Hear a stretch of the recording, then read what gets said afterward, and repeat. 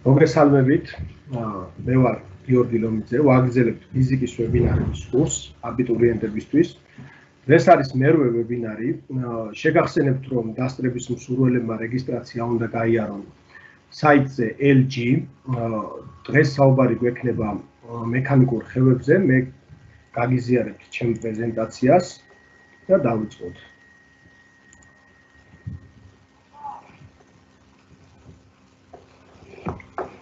ბატონო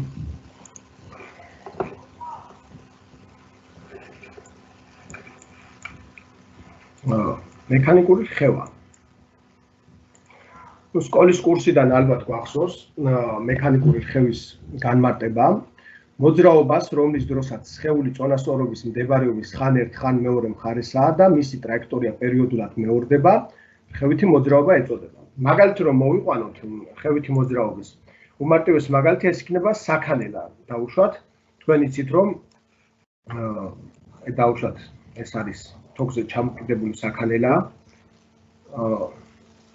გვერდით ხედი დავხაზოთ პროფილით, ანუ მეორე თოკი არ ჩანს, ერთი თოკი ეფარება ასე ვთქვათ, ან შეგვიძლია ეს შედარებით შევეცადოთ სამგანზომილებაში დახაზვას, აი აქ მეორე საკიდი დავხაზოთ და აი აქ ჩამოვიდოთ მეორე თოკი.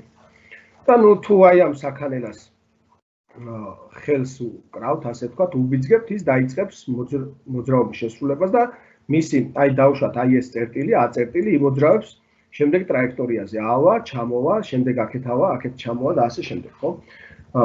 ესე იგი, აი ამ განმარტებაში რაც ჩანს, ეს არის მთავარი რომ აი წონასწორობის მდებარეობის ხან ერთ მხარეს არის ეს წერტილი, ხან მეორე მხარეს არის და პერიოდულად მეორდება ეს ტრაექტორია. ანუ A წერტილს რომ შევხედოთ, რა ტრაექტორიასაც შემოწერს იგი ერთი ხევის შესრულებისას, მომდევნო ხევის შესრულებისას იგივე ტრაექტორიაზე მოძრაობს. ხევა არის შეიძლება იყოს თავისუფალი რხევა და ეგრეთ წოდებული მილევადი რხევა. ეხლა რას ეწოდება თავისუფალი რხევა? ეხლა ჩვენ ვიცით რომ რეალურ პირობებში ყოველთვის გვაქვს ჰაერის წინააღმდეგობის ძალები, მაგალითად ეს სხეული როდესაც მოძრაობს, მასზე მოქმედებს ჰაერის წინააღმდეგობის ძალა, დავუშვათ, ხო? ნუ გარდა ამისა, აი აქ თოკით თუ არის ჩამოკიდებული, აი ამ სხეულის მოძრაობისას ეს თოკი გადაიხრება, მე აქეთ გადმოიხრება, ანუ დეფორმირდება და აი ამ დეფორმაციის დროსაც გარკვეული ენერგია გვეკარგება, ასე ვთქვათ, ხო? ანუ რეალურ შემთხვევებში ნებისმიერი რხევის დროს გვაქვს წინააღმდეგობები, რომელიც ხელს უშლის სხეულის მოძრაობას და ცხადია, ასეთ რხევებს ვერ უწოდებთ თავისუფალ რხევებს, ხო? თავისუფალი რხევები ეწოდება ისეთ რხევებს, რომლის დროსაც ეს წინააღმდეგობის ძალები არ გვექნება და ნუ ესეც გარკვეული მოდელი არის ახლა რეალურად ალბათ იდეალურად თავისუფალი რხევა არასდროს არ გვექნება, ხო? მაგრამ ჩვენ ამოცანებში ჩავთვლით ხოლმე რომ ეს რხევები არის თავისუფალი. მილევადი რხევა იქნება ისეთი რხევა, რომელიც აი ამ წინააღმდეგობის ძალების გამო, აი წეღან რაც მე ვახსენე, დროის განმავლობაში მიილევა. ეხლა თქვენ იცით რომ რეალური რხევები უფრო მეტად მილევადია, ხო? ანუ როდესაც გავაქანებთ საქანელაზე ხელს გავუშვებთ, დავაკვირდებით და გარკვეული დროის განმავლობაში ეს რხევები შეწყდება, ანუ შესუსტდება, ჯერ მისი გადახრა შემცირდება და გარკვეული დროის შემდეგ შეწყდება ეს რხევები, ამას ქვია მილევადი რხევა. რა არის იძულებითი რხევა ეხლა? იძულებითი რხევა იქნება ისეთი რხევა, რომლის დროსაც ესე იგი მერხევს სხეულზე პერიოდულად გარეშე ძალა მოქმედებს. აი მაგალითად ეხლა თქვენ თუ გინდათ რომ პატარა ბავშვი აქანაოთ საქანელაზე, ხო?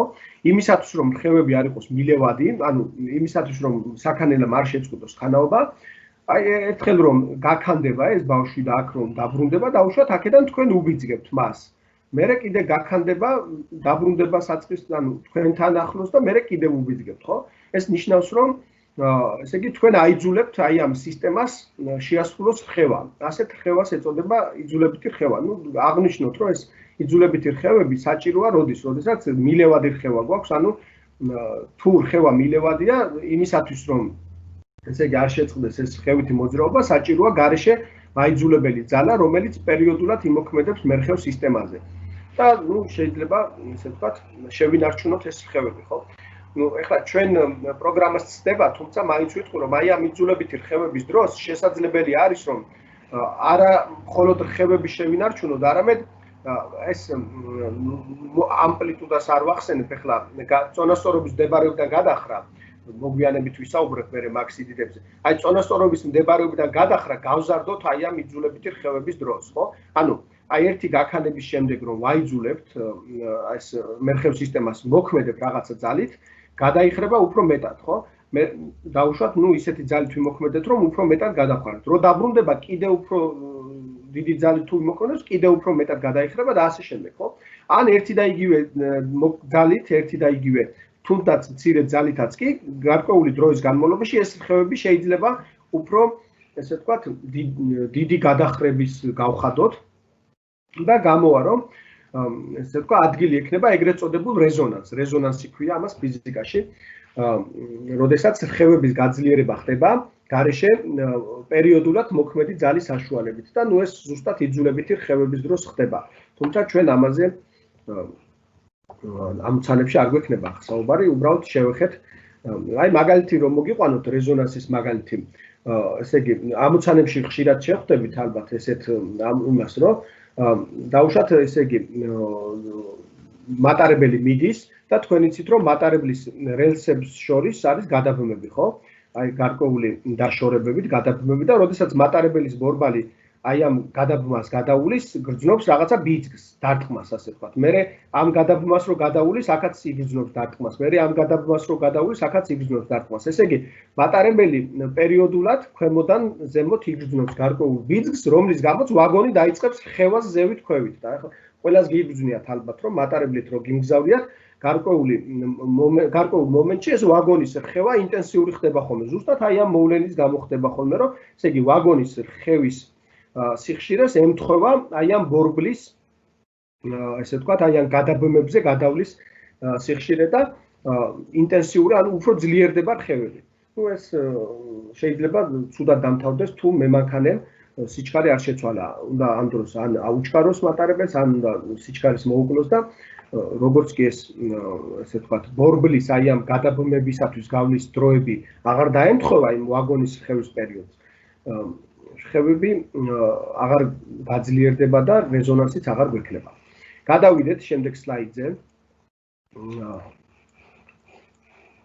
ეს არის მათემატიკური ქანქარა და ზამბარაზე მიმაგრებული ტვირთის რხევა.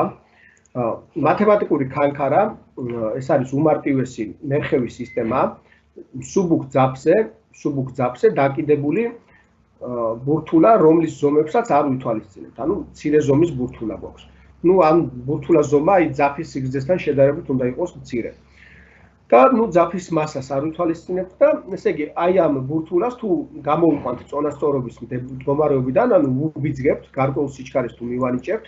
ეხლა ეს მე დავხაზეთ რხევის ტრაექტორია, რა ტრაექტორიაზეც დაიწყებს რხევას და მიღებული არის ფიზიკაში, რომ აი ამ ტრაექტორიას ესეთ მოღუნულ x ღერძს ამთხოვენ ხოლმე, ანუ რა ტრაექტორიაზეც იმოძრავებს ბურთულა, ღერძის ეგეთი გქონდეს, მოღუნული, ეს პრობლემა არ არის. ეს ბურთულა რომ გამოვა წონასწორობის მდგომარეობიდან, გადაიხრება ჯერ აქეთ მხარეს დაუშვათ ღერძის დადებითი მიმართულებით, მერე დაუბრუნდება მდებარეობას, მერე აქეთ გადმოიხრება. მოდით ჩვენ განვიხილოთ რხევები, რომლის დროსაც ხახუნი არ გვექნება. ანუ თავისუფალი რხევები განვიხილოთ, მერე აქეთ მხარეს გადმოიხრება, მერე ისევ დაუბრუნდება მდებარეობას, მერე კვლავ აქეთ გადაიხრება და ასე შემდეგ. ხო, ეხლა ზამბარიანი ქანქარა, ზამბარაზე მიმაგრებული ტვირთი.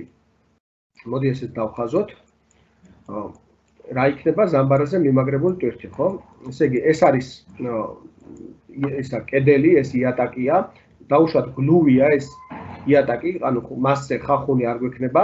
კედელზე უძრავად არის მიმაგრებული ზამბარის ერთი ბოლო, ზამბარის მეორე ბოლო დამაგრებულია ძელაკზე. გარკვეული m მასის ძელაკზე. ზამბარის მასას აქაც არ ვითვალისწინებთ.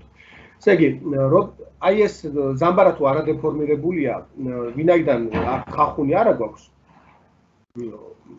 ზამბარის არადეფორმირებულ მდგომარეობაში ეს ჩვენი ძელაკი იქნება წონასწორობის მდგომარეობაში. ანუ მოდი აი ამ კოორდინატს დავარქვათ 0. ხო, აი აქაც ამ კოორდინატისთვის 0 უნდა დამერხია, გამორჩა ეთქობა.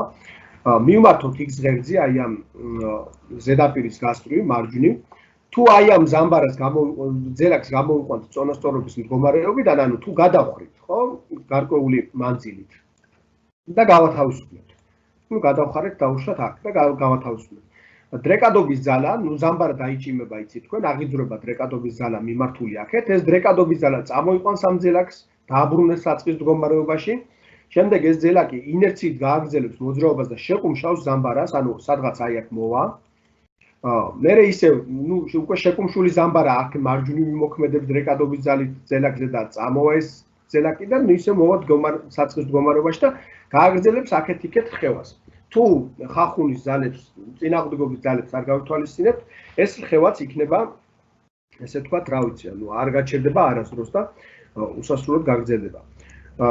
ესე იგი, აი ასეთ რხევას და ასეთ რხევას განვიხილავთ ჩვენ ძირითადად, ვინაიდან ამოცანებიც მსგავს რხევებზე გვექნება. ახლა ჩვენ რომ მქონდეს ისეთი კურსი, სადაც რხევების შესწავლით ვიქნებით დაკავებული, რა თქმა უნდა, უფრო სხვა მაგალითებსაც მოვიყვანთ და ასე შემდეგ, მაგრამ დღეს ვინაიდან კონკრეტულად ეროვნული გამოცდების თვის მომზადება გვაქვს მიზნად, ხომ? აი ამ რხევებით შემოვიფარგლოთ.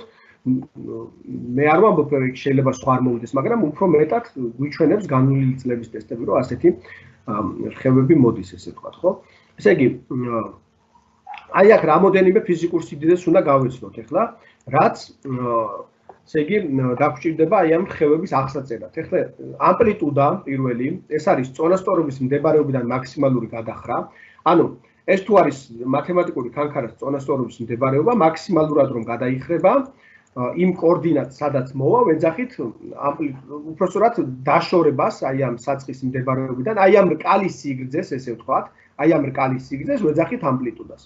რა თქმა უნდა, კოორდინატიც დაემთხვევა ამპლიტუდას რიცხვითი მნიშვნელობით, ვინაიდან აქ ნულია ვიღეთ ჩვენ კოორდინატი და შესაბამისად დაშორება ნულიდან იქნება ზუსტად იმდენივე, რამდენიც იქნება კოორდინატი, ხო? აქეთ იქნება -a. ანუ a არის რიცხვითი მნიშვნელობით წონასწორობის მდებარეობიდან მაქსიმალური დაშორება. კი ბატონო. აი ამ შემთხვევაში ეს იქნება a, ესა დიდი a უნდა დამეწერა. ხო, ეს არ მინდა მონიშნა. აი ეს კოორდინატი იქნება a, შესაბამისად აქედან აქამდე მანძილიც იქნება a და ეს კოორდინატი იქნება -a. -a. ხო, შევნიშნოთ, რომ ერთი რხევის დროს, ახლა აი ეს რაც ახლა უნდა ვთქვა, ეს არის ფაქტები, რომელიც თქვენ მომდევნო ეტაპზე აი ამოცანების ამოხსნის დროს დაგჭირდებათ აუცილებლად და თუ ეს ფაქტები ზეპირად გეცოდინებათ, ნაკლებ დროს დახარჯავთ ამოცანების ამოხსნის დროს. ხო, ახლა აუცილებლად უნდა ვიცოდეთ, რომ ერთი რხევის შესრულება ნიშნავს 4 ამპლიტუდის გავლას. აი მაგალითად, მოვიდა აქ, ეს პირველი ამპლიტუდა გაიარა უკვე, უკან რომ დაბრუნდა, კიდე ერთი ამპლიტუდა გაიარა, აი აქ რომ ამოვიდა, კიდე ერთი ამპლიტუდა გაიარა და აქ რომ მოვიდა, კიდე ერთი, ანუ მეოთხე ამპლიტუდა გაიარა, ხო, მათემატიკურმა ქანქარამ, ბურთულა. ესე იგი, ერთი რხევის შესრულების დროს სხეული გადის 4 ამპლიტუდას. აქაც ეგრეა, ხო? ერთი ამპლიტუდა აქეთ მიმართულებით მოძრაობის დროს, ერთი ამპლიტუდა აქეთ, ასე დავხაზოთ, ერთი ამპლიტუდა აქეთ და მერე კიდე ერთი ამპლიტუდა აი აქ მოსვლისას და დაუბრუნდა საწყის მდგომარეობას სხეული, ხო? კიდე ერთი რაც მინდა რომ არ ავურიოთ ხოლმე ერთმანეთში, ეს არის ხანდახან ურევენ ხოლმე, როდესაც ამოცანაში არის მოცემული სხეული დაუბრუნდა საწყის მდებარეობას და სხეული დაუბრუნდა საწყის მდგომარეობას და ეს ორი ერთმანეთში ერევათ ხოლმე. არ ნიშნავს ეს ერთი და იგივეს, სხეული დაუბრუნდა საწყის მდებარეობას, ნიშნავს რომ უბრალოდ აი აქ დაბრუნდა. მაგრამ ეგ არ ნიშნავს რომ დაუბრუნდა საწყის მდგომარეობას. ეხლა დავაკვირდით, აი საწყის მდგომარეობა არის აი აქ არსებული სხეული, ხო? და აქეთ მიმართული სიჩქარე მარჯვნივ. და ეს რომ ავა აქ მაქსიმალურად გადაიხრება და უკან რომ დაბრუნდება, კი საწყის მდებარეობას დაუბრუნდა, მაგრამ სიჩქარე მარცხნივ აქვს ჯერ. ინერციით აგრძელებს მარცხნივ მოძრაობას, ხო? ანუ ჯერ საწყის მდგომარეობას სხეული არ დაბრუნებია.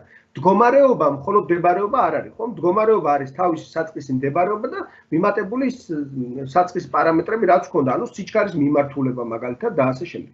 ეხლა ეს სხეული რომ ავა აი აქ და კიდევ რო ჩამოვა, მერე უკვე საწყის მდგომარეობაშიც იქნება და სიჩქარეც იმავე მიმართულებით ექნება, რა მიმართულებითაც ჰქონდა რხევები რომ დაიწყო, ამიტომ ის უკვე საწყის მდგომარეობას დაუბრუნდება. ანუ ერთი რხევის შესრულებას ჩვენ ვეძახით კონკრეტული მდგომარეობიდან იმავე მდგომარეობამდე, რაც მოხდება, ეგ არის ერთი რხევა. ანუ აი ამ მდგომარეობები გადაიხარა, გადმოიხარა აქეთ, მე აი აქ რომ მოვიდა, ანუ საწყის მდგომარეობას რომ დაუბრუნდა, ვამბობთ რომ შესრულდა ერთი რხევა და აი ამ ერთი რხევის განმავლობაში სხეული გადის 4 ამპლიტუდას.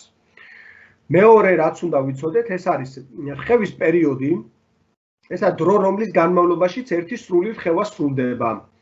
ანუ აი ამ ერთი რხევის დროს ვეძახით რხევის პერიოდს. ეხლა ამაზე ბევრს ვერ. ალბათ ხვდებით რომ ერთ ამპლიტუდას სხეული, ხო, ზემოთ რო ავა ეს სხეული მაგალითად, ხო, ერთ ამპლიტუდას გაივლის რხევის პერიოდის მეოთხედში. ეხლა ამის ექსპერიმენტულად დამტკიცებაც შეიძლება და ესე ვთქვათ თეორიულადაც თუ ვიწვალებთ, მაგრამ ეხლა ამაზე მე მგონი დროის დახარჯვა არ გეც, ხო? ესე იგი, ერთ პერიოდის მეოთხედში ავა მაქსიმალურ დაშორებამდე, ანუ ამპლიტუდამდე, მერე იგივე პერიოდის მეოთხედში უკან ჩამოვა, მერე იგივე პერიოდის მეოთხედში აქეთ გადმოიხრება და პერიოდის მეოთხედში უკან დაბრუნდება. ეხლა, რაც კიდე ხშირად არის ხოლმე შეცდომა დაშვებული, ეგეც მინდა რომ გავამახვილო ყურადღება ამოცანების ამოხსნის დროს და ზოგადად, ხო? ესე იგი, რატომღაც ბევრს ესე წარმოუდგენია ხოლმე, რომ აი მაგალითად აქედან აქ თუ ავიდა პერიოდის მეოთხედში, ხო? აქედან აი შუა წერტილამდე მივა მერე პერიოდის მეოთხედის ნახევარდროში. ანუ რა დროც დასჭირდა მაქსიმალურად გადახრისთვის, იმის ნახევარი დრო დასჭირდება ანახევრამდე მისასვლელად, ანუ შუა წერტილში მისასვლელად. ეს არ არის თანაბარი მოძრაობა. ამ მოძრაობის დროს ესე ვთქვათ, სიჩქარე იცვლება, ამიტომ ვერ ვიტყვით, რომ თუ ამპლიტუდას გადის პერიოდის მეოთხედში, მის ნახევარმანძილს შესაბამისად ნახევარდროში გაივლის, მაგას ნამდვილად ვერ ვიტყვით. ასეთი ამოცანა ალბათ შეგვხვდება ან ესე იგი ამოცანების ამოხსნის დროს გავამახვილოთ მერე ყურადღებას ალბათ უფრო კონკრეტულად, ხო?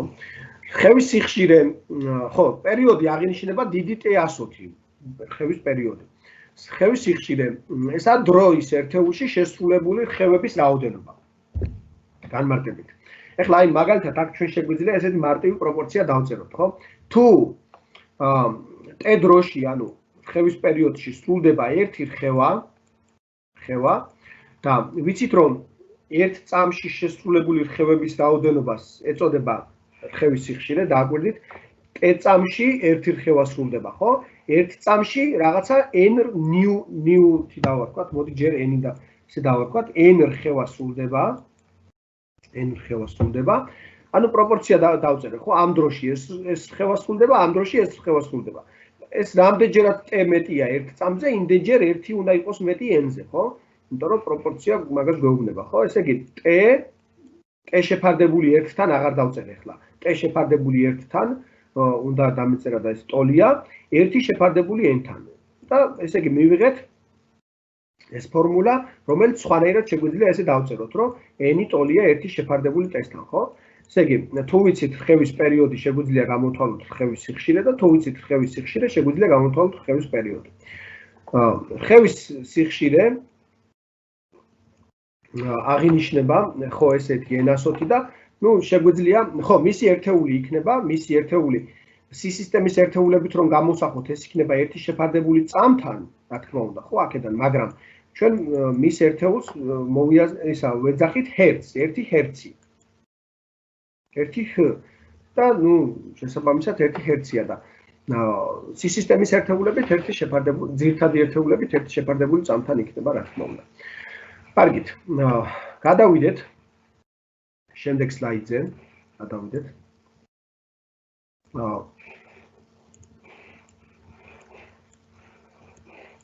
ბატონო.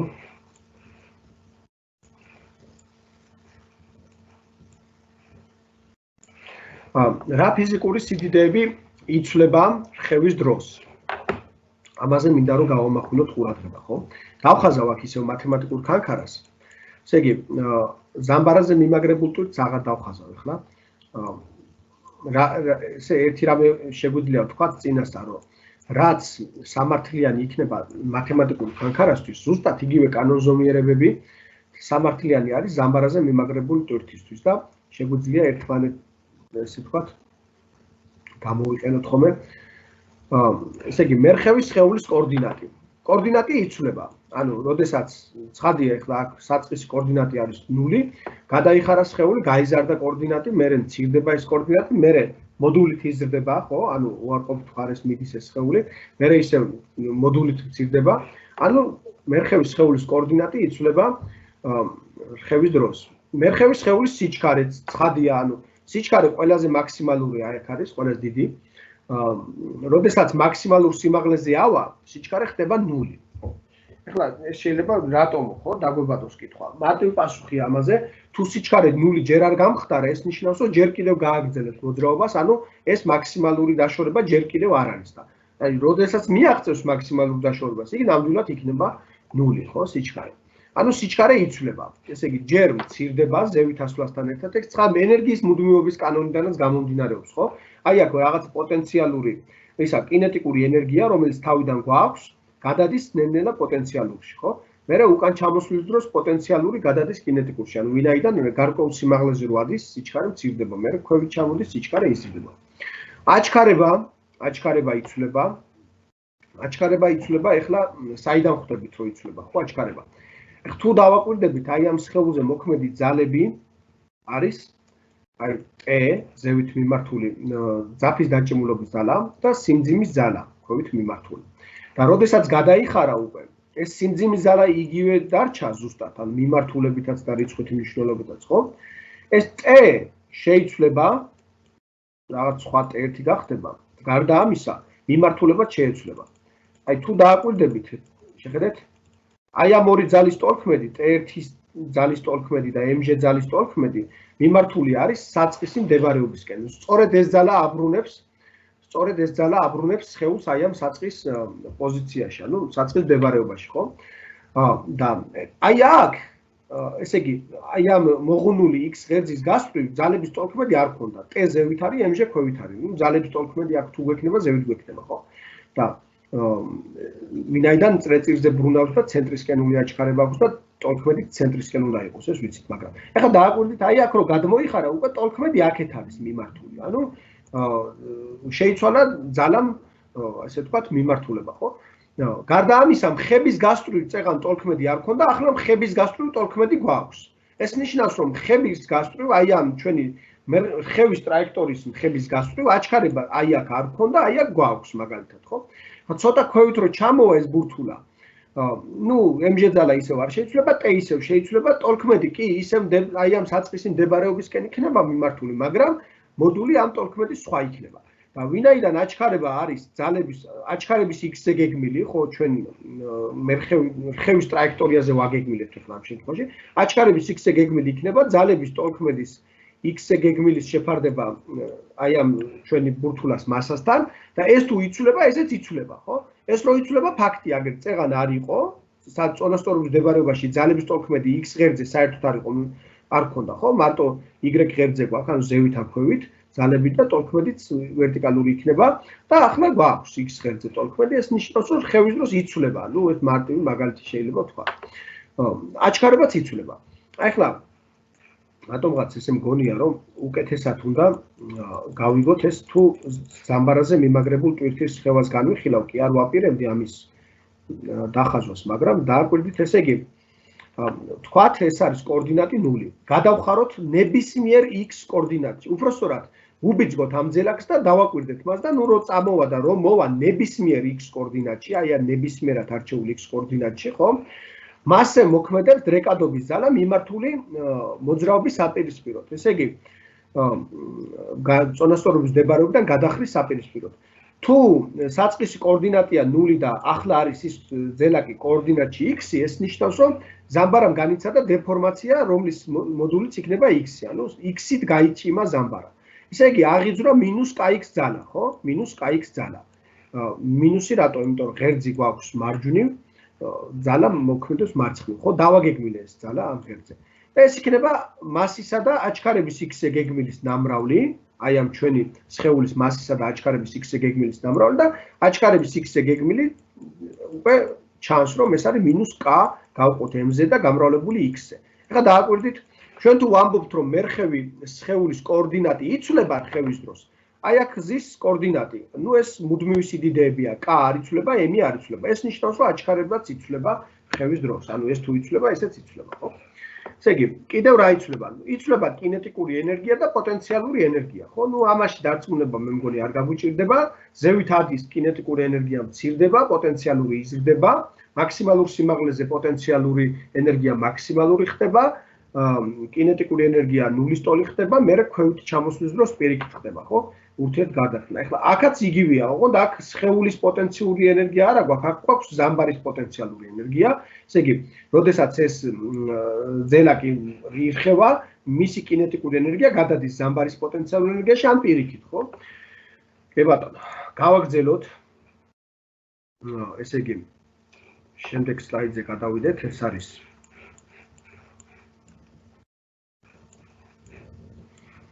ჰარმონიული რხევა. ჩვენ ხო შევისწავლეთ მხოლოდ ჰარმონიულ რხევებს. ეხლა როგორი რხევა არის ჰარმონიული რხევა? რხევას რომლის დროსაც წავიკითხოთ ხო პირდაპირ, რომლის დროსაც მერხევი ფიზიკური სიდიდეები დროის მიხედვით სინუსის ან კოსინუსის კანონით იცვლება, ჰარმონიული რხევა ეწოდება.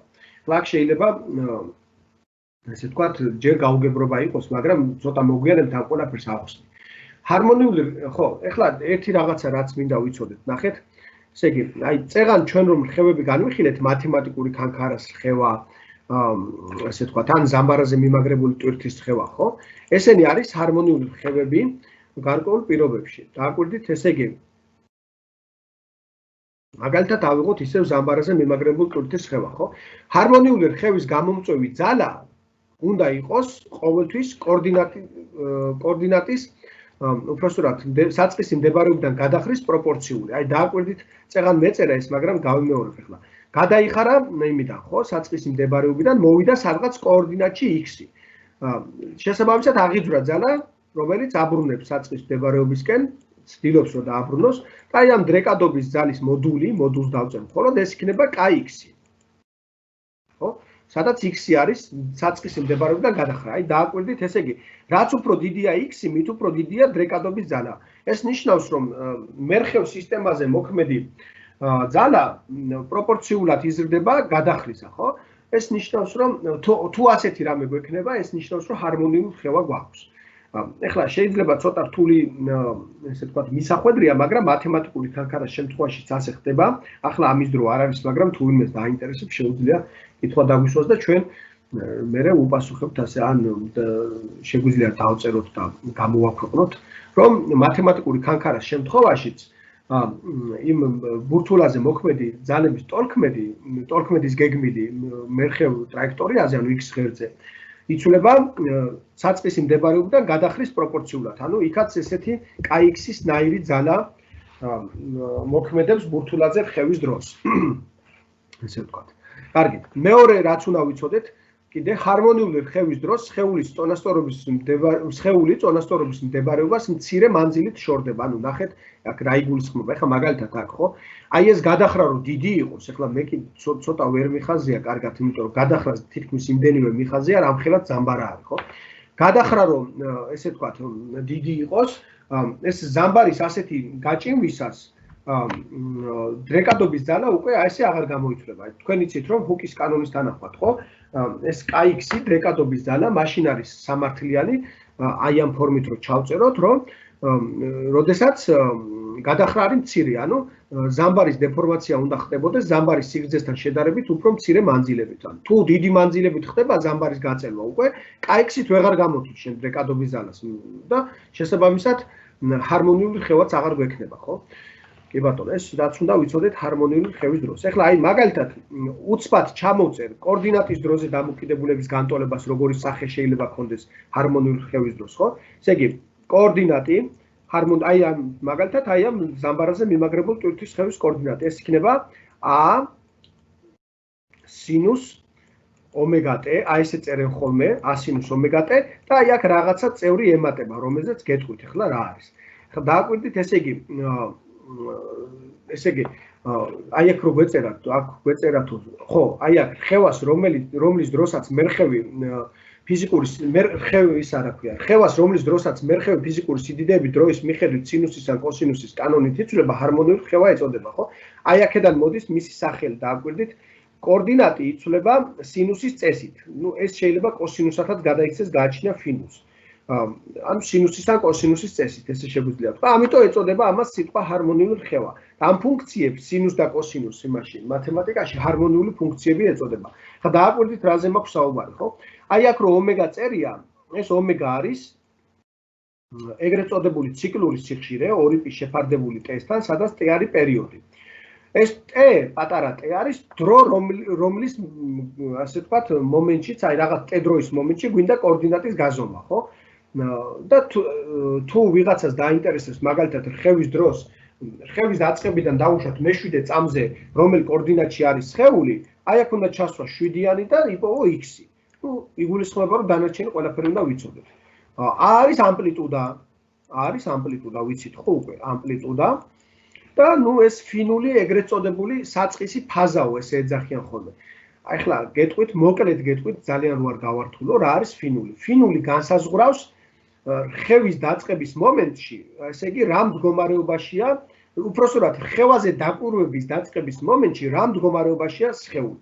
მაგალითად, თუ მარტივ მაგალითებს მოვიყვან რამოდენიმეს, ყველა მაგალითით არ შემოვიფარგლები, ესე იგი, თუ ესე თვალები გავახილეთ და დავიწყეთ რხევაზე დაკვირვება, ხო?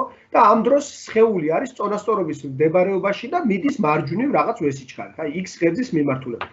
ამ შემთხვევაში შეგვიძლია ვთქვათ, რომ ფინული არის ნულის ტოლი. ანუ ესე ვთქვათ, რხევა აღიწერება ჩვეულებრივად a სინუს ომეგა-t x უდრის a სინუს ომეგა-t განტოლებით.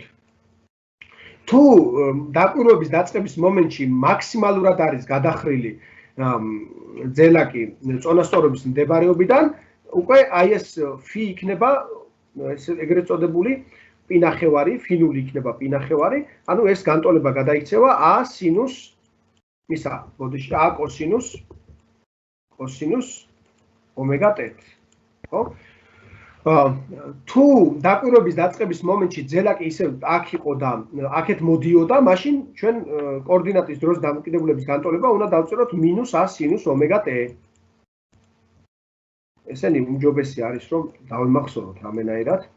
და თუ დაკვირვების დაწყების მომენტში მაქსიმალურად იყო ზამბარა შეკუმშული და ანუ მაქსიმალურად იყო გადახრილი წონასწორობიდან ღერძის საწინააღმდეგო მხარეს სხეული, მაშინ წერთ ანუ ამ რხევის დროს კოორდინატს ავწერთ -a კოსინუს ომეგა-t განტოლებით. ხო, აი ეს 4 შემთხვევა არის მარტივესი შემთხვევა და აი ეს ფინული აი ამ 4 შემთხვევაში არის ან 0, ან პინახევარი, ან 3 პინახევარი, ან ისა და ესე იგი 2π იქნება თუ საწყის ანუ ისევ აქედან დაუბრუნდეთ 2π ფაზა იგივე ნულს ნიშნავს. ანუ სინუს ომეგა-t + 2π იგივე სინუს ომეგა-t-ია, ვიცით ალბათ მათემატიკის კურსიდან.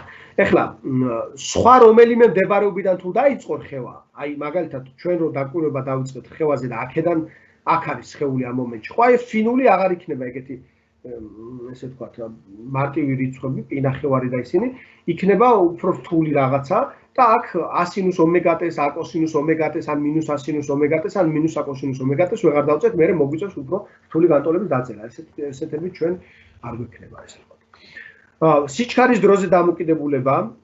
დროზე დამოკიდებულებაც მოიცემა სინუსის ან კოსინუსის კანონით, როგორც აი აქ ამაქვს ჩამოწერილი, ოღონდ ცოტა სხვანაირად არის. ესე იგი, თუ კოორდინატი, ესე ვთქვათ, იცვლება a სინუს ომეგა-t კანონით, ამ დროს სიჩქარე იცვლება a კოსინუს ომეგა-t კანონით. ეს გამოწვეული არის ითი, აი დააკვირდით ერთ რამეს ვიტყვი, ხლა აქ ბევრს აღარ ვილაპარაკებ ამ მიმებზე. საწყის მდებარეობაში დავუშვათ რხევაზე დაკვირვება დავიწყეთ, მაშინ როდესაც სხეული აი აქ არის და მიდის აქეთ. ანუ კოორდინატში 0 იმყოფება და სიჩქარე აქვს მაქსიმალური, v უდრის მაქსიმალურს, ხო? ახლა დააკვირდით ესე იგი t0 მომენტში, t უდრის 0 მომენტში კოორდინატი უნდა იყოს 0. ახლა დააკვირდით, აი ეს განტოლება ზუსტად აღწერს ამ ყველაფერს. აქ რო 0 ჩავსვათ, სინუსი 0-ზე 0-ია, ანუ კოორდინატი გამოვა 0. ახლა რომელი განტოლება გამოდგება სიჩქარისთვის, ხო, ამ დროს? ეს წავშალოთ. ესე იგი, საწყის მომენტში სიჩქარე უნდა იყოს მაქსიმალური არა, იმიტომ რომ რხევაზე დაკვირვება რო დავიწყე, უკვე ვთქვი რომ სიჩქარე მაქსიმალურია და თან დადებითი უნდა იყოს სიჩქარის გეგმილი, ვინაიდან ღერძი მარჯვნივ აქვს, სხეულიც აქეთ მოდის, ხო?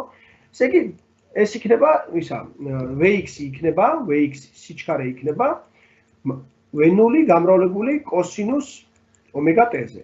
რატო? დააკვირდით, ესე იგი, აქ რო 0 ჩავსვა, საწყის მომენტად რო ავიღოთ t, კოსინუსი 0-ზე 1-ია, მაქსიმალურია და გამოდის რომ v უდრის v0-ს, ანუ ესე ვთქვათ, მაქსიმალურ სიჩქარეს, ხო? ბატონო, ესე იგი, როდესაც აქ კოორდინატი ირხევა სინუსის კანონით, სიჩქარე ირხევა კოსინუსის კანონით. და პირიქით, როდესაც კოორდინატი არის კოსინუსით, სიჩქარე ირხევა სინუსის კანონით, ასე ვთქვათ.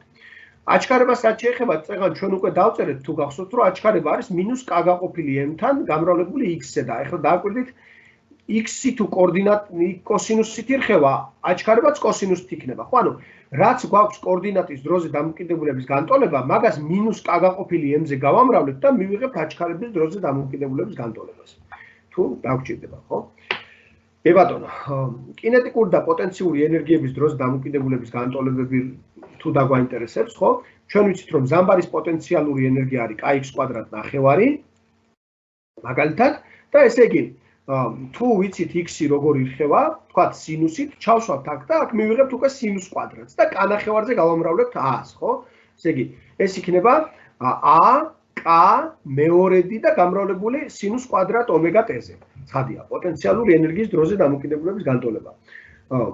იგივენაირი იქნება, ან სინუსის კვადრატი, ან კოსინუსის კვადრატი გამოვა კინეტიკური ენერგიის დროზე დამოკიდებულების განტოლება, ვინაიდან ენერგია ხო ვიცით 1/2-ში გადადის, ასე ვთქვათ და აი დავუშვათ მაქსიმალური კინეტიკური ენერგია, მაქსიმალური პოტენციური ენერგიის ტოლით, ხო ეს ნიშნავს, რომ ერთნაირი განტოლებებით უნდა აღიწერებოდეს მათი რხევაც, ხო? კარგით, გადავალ შემდეგ სლაიდზე, ბევრი დრო რო არ დავხარჯოთ ამ თემაზე. ახლა, ესე იგი, ჰარმონიული რხევის გრაფიკები. აი მაგალითად ავიღოთ ესე იგი, სინუსის და კოსინუსის გრაფიკი უნდა დავხაზო, ხო? ავიღოთ მერხევის სხეული, რომელიც საწყის მომენტში არის წონასწორობაში. ანუ აი დააკვირდით, ისევ ზამბარაზე მიმაგრებული ტვირთი განვიხილოთ. აი აქ მაქსიმალური სიჩქარე აქვს ახლა, არის წონასწორობის მდებარეობაში და მოდის მარჯვნივ, ანუ დადებითი ღერძის დადებითი მიმართულებით, ხო? ესე იგი, აქ გადავზომოთ კოორდინატი მეტრებში, აქ გადავზომოთ დრო წამებში. და თუ საწყის მომენტში სხეული იმყოფება კოორდინატში 0, ეს ნიშნავს, რომ გრაფიკი უნდა დაიწყოს 0-დან, ანუ ტეუდრის 0 მომენტში x-ი უნდა იყოს 0. ჩვენ შევთანხმდით, ხო, თუ ამ დროს დადებით მხარეს მოდის, ეს არის სინუს ომეგა t. a sinus omega t განტოლება და თუ უარყოფით მხარეს მოდის -a sinus omega t. ჩვენ შემთხვევაში დააკვირდით, ცოტა დრო რო გავა, კოორდინატი დადებითი ხდება, ხო? ესე იგი, კოორდინატი ზევით უნდა წავიდეს. საქმე გვაქვს ამ შემთხვევაში x-ი უდრის a sinus omega t განტოლების შესაბამისი გრაფიკის აგებასთან. აი ამ განტოლების შესაბამისი გრაფიკი დაახლოებით ასეთია, მას სინუსოიდა ეწოდება. ხო, ესე იგი, კოორდინატი იყო 0, აი აქ არის კოორდინატი მაქსიმალური, დააკვირდით, ეს არის ამპლიტუდა. ეს ნიშნავს, რომ ძელა კი მოვიდა მაქსიმალურ დაშორებაზე, ანუ ამპლიტუდაზე, ხო? მერე კოორდინატი იწყებს შემცირებას და ხდება 0, ეს ნიშნავს, რომ ძელა კი უკან მოდის და ესე ვთქვათ, დაუბრუნდება საწყის მდებარეობას. კოორდინატი ხდება უარყოფითი და მოდულით იზრდება და აი აქ მოდულით მაქსიმალურ მნიშვნელობას მიაღწევს, ეს იქნება -a. ანუ გადაიხარა აქეთ მხარეს მაქსიმალურად. და ისევ კოორდინატი იზრდება, მოდულით მცირდება, შეიძლება ასე ვთქვათ და ხდება 0, ანუ დაუბრუნდა საწყის მდებარეობას. ესე იგი, ამ მომენტისთვის შესრულდა ერთი რხევა, ანუ აი ეს თუ არის 0 წამი, ეს იქნება t წამი, სადაც t არის რხევის პერიოდი. შესაბამისად, ეს იქნება t ნახევარი წამი, აი აქ იქნება t მეოთხედი წამი და აქ იქნება 3 t მეოთხედი წამი, ხო? აი ეს რაც მე ახლა მოვნიშნე გრაფიკზე, აუცილებლად უნდა ვიცოდეთ და გაგვჭირდება ამოცანების ამოხსნის დროს, როდესაც გრაფიკიდან ინფორმაცია გვექნება ამოსაღები, აი ეს წერტილები თვითოეული დიდი ინფორმაციის მატარებელია, ხო? ესე იგი, რაც ახლა ვისაუბრეთ, მე ამოცანების ამოხსნის დროს შეიძლება გამოვიყენოთ. სიჩქარის დროზე დამოკიდებულების გრაფიკი შეიძლება რომ უცბად დავხაზოთ, აჩქარებისას აღარ დავხაზავ, ესე იგი, თქვით უკვე, რომ აჩქარება და კოორდინატის დროს დამოკიდებულება ერთნაირი განტოლებებით აღიწერება, მინუს ნიშანია განსხვავება. ანუ აქ უბრალოდ უარყოფით მხარეს დაიწყებოდა, ეგ იქნებოდა აჩქარების დროს დამოკიდებულების გრაფიკი. ახლა სიჩქარის დროს დამოკიდებულების გრაფიკი, ხო? ესე იგი, საწყის მომენტში სიჩქარე მაქსიმალურია, ვიცით, თან დადებითია. ეს ნიშნავს, რომ ესე იგი, აი, v0-დან უნდა დაიწყოს გრაფიკი, მაქსიმუმიდან უნდა დაიწყოს გრაფიკი დადებითი მხრიდან, იმიტომ რომ სიჩქარის გეგმილი დადებითია საწყის მომენტში, ხო? და ეს იქნება ეგრეთ წოდებული კოსინუსოიდა. თქვით უკვე, რომ ამ დროს კოსინუსს აღიწერება. ეს ისევ t მეოთხედი იქნება, ხო? ეს არის მომენტი, როდესაც სიჩქარე გახდა 0. ნახეთ, აი T4 დროში მაქსიმალურად რო გადაიხრება სხეული წონასწორობიდან, სიჩქარე ხდება 0. მერე სიჩქარე, ესე ვთქვათ, მოდულით ისე მაქსიმალური გახდა, როდესაც უკან წამოვიდა ეს სხეული და წონასწორობის მდებარეობას გადის ოღონდ აი ამ მიმართულებით. ხო, სიჩქარე ისე მაქსიმალურია, ოღონდ მიმართული არის ღერძის საწინააღმდეგოდ, ამიტომ უარყოფით მხარეს მინუს V0 გახდა. ეს შემდგომი T4 დრო გავიდა, ანუ სულ T9 დროა გასული ხევის დაწყებიდან. მერე შემდგომ T4 დროში, ანუ 3 T4 დროში სიჩქარე ისევ 0 ხდება. ხო? არა, ხო, სიჩქარე ისევ 0 ხდება, ანუ მოდის აქეთ სხეული და მერე კიდევ შემდგომ T4 დროში, ანუ ხევის დაწყებიდან T დროის შემდეგ უკვე სიჩქარე გახდა ისევ მაქსიმალური. კი ბატონო, ეს იქნება დაახლოებით სიჩქარის დროზე დამოკიდებულების გრაფიკი. კარგით, გავაგრძელოთ ახლა.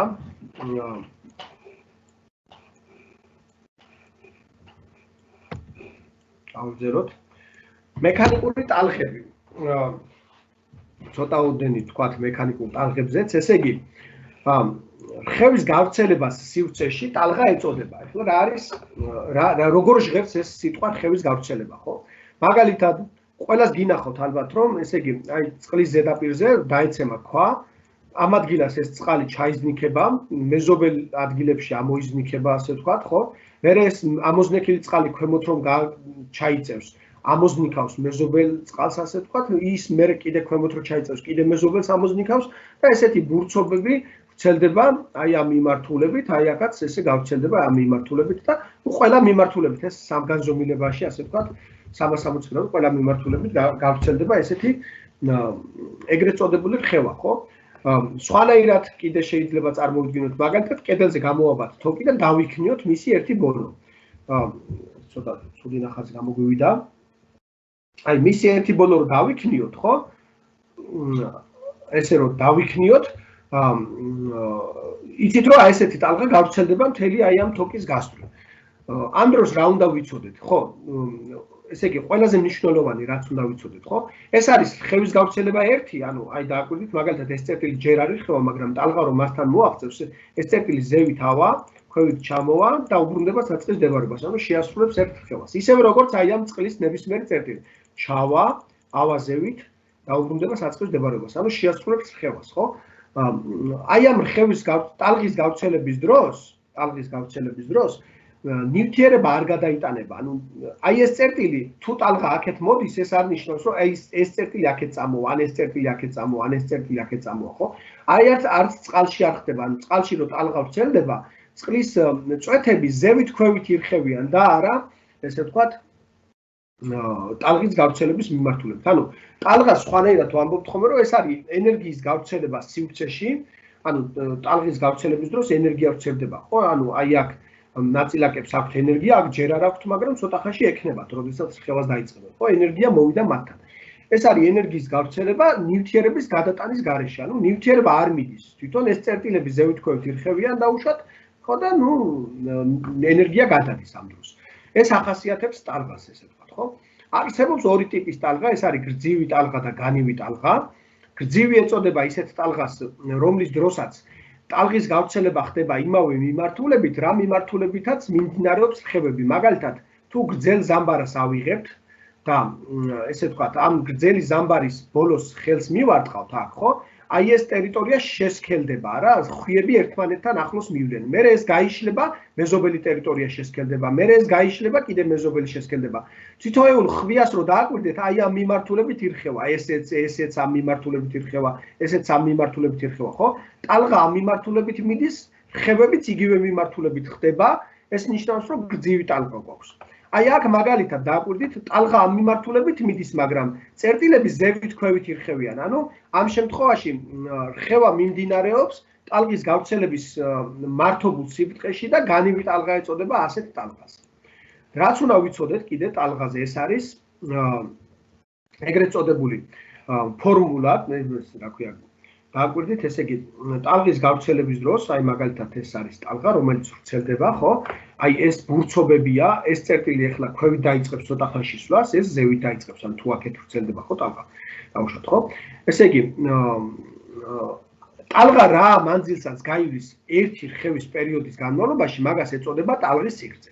და ეს არის მაგალითად აი ამ ორ წერტილს შორის მანძილი, ლამდათი აღინიშნება.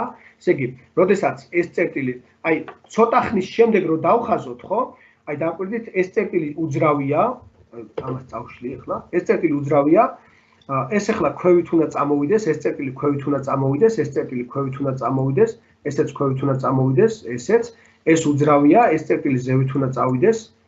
მე ახლა გეუბნებით, ეს თითოეული წერტილი იმყოფება ხევით მდგომარეობაში და თითოეული წერტილი რას იზავს ცოტა ხანში, მაგას გიჩვენებთ რა. ეს ყველა თუ ქვევით უნდა წამოვიდეს, ესე იგი, დააკვირდით. აი, ცოტა ხანში მივიღებთ ასეთ სურათს, ხო? ცოტა ხანში მივიღებთ ასეთ სურათს. ხო, ეს ისა უკუღმა დავაწერე, როგორც ჩანს, ტალღის გავრცელების მიმართულება, ან აი ეს სიჩქარები ავირჩიე პირიქით რა. ესე იგი, ამ შემთხვევაში დააკვირდით, ესე იგი, თუ გქონდა აი ეს ტალღა და ეხლა გვაქვს ცოტა ხნის შემდეგ წერტილთან განლაგება იქნება ასეთი, ხო? აი ასეთი იქნება წერტილთან განლაგება რა, დააკვირდით, აი ასეთი იქნება ცოტა ხნის შემდეგ წერტილთან განლაგება. ეს ნიშნავს, რომ სურათმა გადმოინაცვლა მარცხნივ. ნახეთ, აი როგორც იყო ბურცობების და ჩაღრმავებების სურათი, ახლა ცოტა მარცხნივ ხაზია, ხო? თვითონ წერტილები არსად არ წასულან, მარცხნივ ან მარჯვნივ არ წასულან. ეს აი აქ ავიდა. ეს აქ ავიდა. ეს წერტილი აი აქ ავიდა. ანუ წერტილები ზევით ქვევით ირხევიან და სურათი მარცხნივ მოდის. ეს ნიშნავს, რომ ტალღა მარცხნივ ვრცელდება.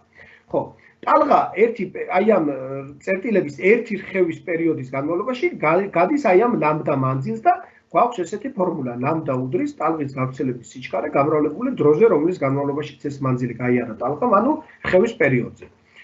კი ბატონო, რხევის სიხშირე, აქედან პერიოდი რა გამოდის? აქედან პერიოდი გამოდის, ლამდა გავყოთ ვეზე, ხო? და ჩვენ ვიცით, რომ რხევის სიხშირე არის პერიოდის შებრუნებული, ამიტომ რხევის სიხშირე გამოდის ვ გავყოთ ლამდაზე. ხო, ეს ფორმულა გვექნება ხოლმე ესე ვთქვათ, მექანიკურ ტალღებში, რომ გამოვიყენოთ ამოცანების ამოხსნის დროს. კარგით. მე ახლა გადავალ ამოცანებზე. და აი ამოცანების ამოხსნის დროს, ახლა მესმის, რომ ამ მცირე დროში ვერ ამოვწურავთ, ცხადია, ხო, თეორიას. ამოცანების ამოხსნის დროს გავამახვილებთ ხოლმე ყურადღებას კონკრეტულ თეორიულ საკითხებზეც, რომელიც დაგჭირდება ამ ამოცანების ამოხსნისას. ეხლა აქ სხვათა შორის ერთი თხოვნით მოგმართეს, რომ რომელ ამოცანასაც ხსნი, ნომერი რო აწერია, კარგიაო, მაგრამ წელიც მიუთითეთო და დავაწერეთ, ესე იგი, ეს არის 2019 წლის ტესტში, ეროვნული გამოცდების ტესტში მეხუთე ამოცანა.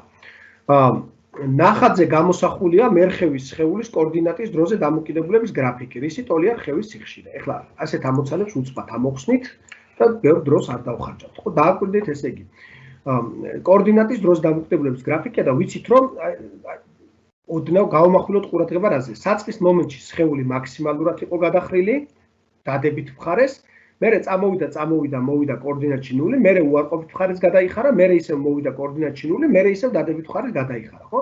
დაუბრუნდა საწყის მდგომარეობას. აი ახლა ამის შემდეგ იწყება ზუსტად იგივე, რაც უკვე გაიარა ამ იმადა ქვია სხეულმა, ხო? ეს ნიშნავს, რომ გავიდა რხევის ერთი პერიოდი. ანუ აი აქედან, აი აქამდე არის რხევის პერიოდი. ეს არის 4 წამი და თუ პერიოდი 4 წამია, სიხშირე იქნება 0.25 ჰერცი, ხო? ანუ 1/4 წამი. კი ბატონო, გადავიდეთ შემდეგ ამოცანაზე.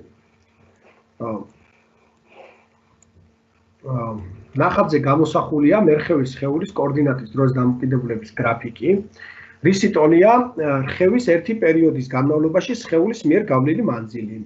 ხო, ჩვენ ხო აი უკვე ვისაუბრეთ, ეხლა ამ ამოცანის ამოხსნა მარტივი არის, როდესაც იცი ფაქტი, რომ სხეული ერთი რხევისას გადის 4 ამპლიტუდას. უკვე თქვით ეგ წერან, ხო?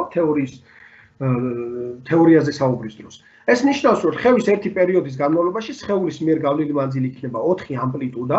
ამპლიტუდას შევხედოთ, ეს არის 5 სანტიმეტრი, აუცილებლად აი აქ დააკვირდით ხოლმე, არ გამოგჩეთ ერთეული, ხო? 5 სანტიმეტრი, ეს ნიშნავს, რომ 5 × 4 სანტიმეტრი, ანუ 20 სანტიმეტრი უნდა გაიაროს სხეულმა ერთი პერიოდის განმავლობაში. კარგით. სწრაფად მივდივართ, ხო? ჯერ მარტივებია, გადავიდეთ ახლა შემდეგზე. ნახატზე ნაჩვენები 4-ვე ზამბარა ერთნაირია. რისი ტოლი უნდა იყოს mx მასა, რომ ორივე სისტემის ვერტიკალური ხევების პერიოდები ერთმანეთს დაემთხვეს. ესე იგი, შემოვიტანოთ ზამბარის სიხისტე, დავარქვათ k. აი ამ ზამბარაზე ჩამოკიდებული ტვირთვის ხევის პერიოდი იქნება t1 უდრის 2p ფესვი m შეფარდებული k-სთან, ხო? აუ მე მგონი მე წეგან დამავიწყდა, არ მithქვამს ეს პერიოდის ფორმულები მათემატიკურ ქანქარასთვის, ეს იმედია გვახსოვს. ეს არის ზამბარაზე მიმაგრებული ტვირთის ან ზამბარაზე ჩამოკიდებული ტვირთის ხევის პერიოდი, სადაც m არის სხეულის მასა, ძელაკის მასა, ნუ ზამბარის მასას ავითვალისწინებთ, k არის სიხისტე. და როდესაც მათემატიკური ქანქარას ალბათ შევხვდება, t უდრის 2p ფესვი l ჟ-სთან არის მათემატიკური ქანქარას ხევის პერიოდი. ეს არის მათემატიკური ქანქარას ძაფის სიგრძე და ნუ ჟ არის დედამიწის თავისუფალი ვარდნის აჩქარება. თუ დედამიწაზე გვაქვს ხევები, რა თქმა უნდა, ნუ მარსზე რო ქონდეს, მარსის თავისუფალი ვარდნის აჩქარება იქნება, ხო? კარგით. ესე იგი, ახლა აქეთ რა ხდება? ესე იგი, აქაც არის კასიხისტის ზამბარა, აქაც არის კასიხისტის ზამბარა, აქაც არის კასიხისტის ზამბარა. ერთ-ერთ გასულ ვებინარზე ჩვენ ასეთი ამოცანა გქონდა, როდესაც ზამბარები პარალელურად და მერე მიმდევრობით იყო შეერთებული და გამოთვალეთ საერთო სიხისტე, ხო? რა იქნება საერთო სიხისტე? გავიხსენოთ, რომ პარალელურად ჩამოკიდებული ზამბარების ჯამური სიხისტე, აი ამ ორი სიხისტე იკრიბება და იქნება 2k. და როდესაც ახლა ეს 2k და k სიხისტის ზამბარა მიმდევრობით არის, უკვე ერთი შეფარდებული k სრულთან, ხო, ეს იქნება ერთი თითოეული სიხისტე შებრუნებული არა, ერთი შეფარდებული k-სთან და დამატებული, აი ამის ხო შევთანხმდით, რომ ეს შეგვიძლია 2k სიხისტეთ წარმოვიდგინოთ, ხო? ანუ ერთი შეფარდებული 2k-სთან. და ეს იქნება, ესე იგი 2k არის საერთო ნიშნებში, ზევით იქნება 2 + 1, ანუ 3. და k სრული გამოდის 2k მესამედი. ეხლა რა ვქნათ, ესე იგი, დავწეროთ აი ამ ტვირთის ხევის პერიოდის ფორმულა, t2 ტოლია 2p ფესვი m ისე აქ მე მგონი m დავწერე და აქ mx-ი წერია, ხო? m ინდექსად x-ი შეფარდებული k სრულთან და k სრული რა იქნება 2k და 3-იან ზევით ახდება. ხო. ეხლა ეს t2 და t1 უნდა იყოს ერთმანეთის ტოლი, t1 უნდა იყოს t2. ეს ნიშნავს, რომ 2p-ები ერთნაირია, ფესვები და ფესქვეშა გამოსახულებები უნდა იყოს ერთნაირი, ხო? ანუ m შეფარდებული k უნდა ტოლი იყოს 3mx-ი გავყოთ 2k-ზე.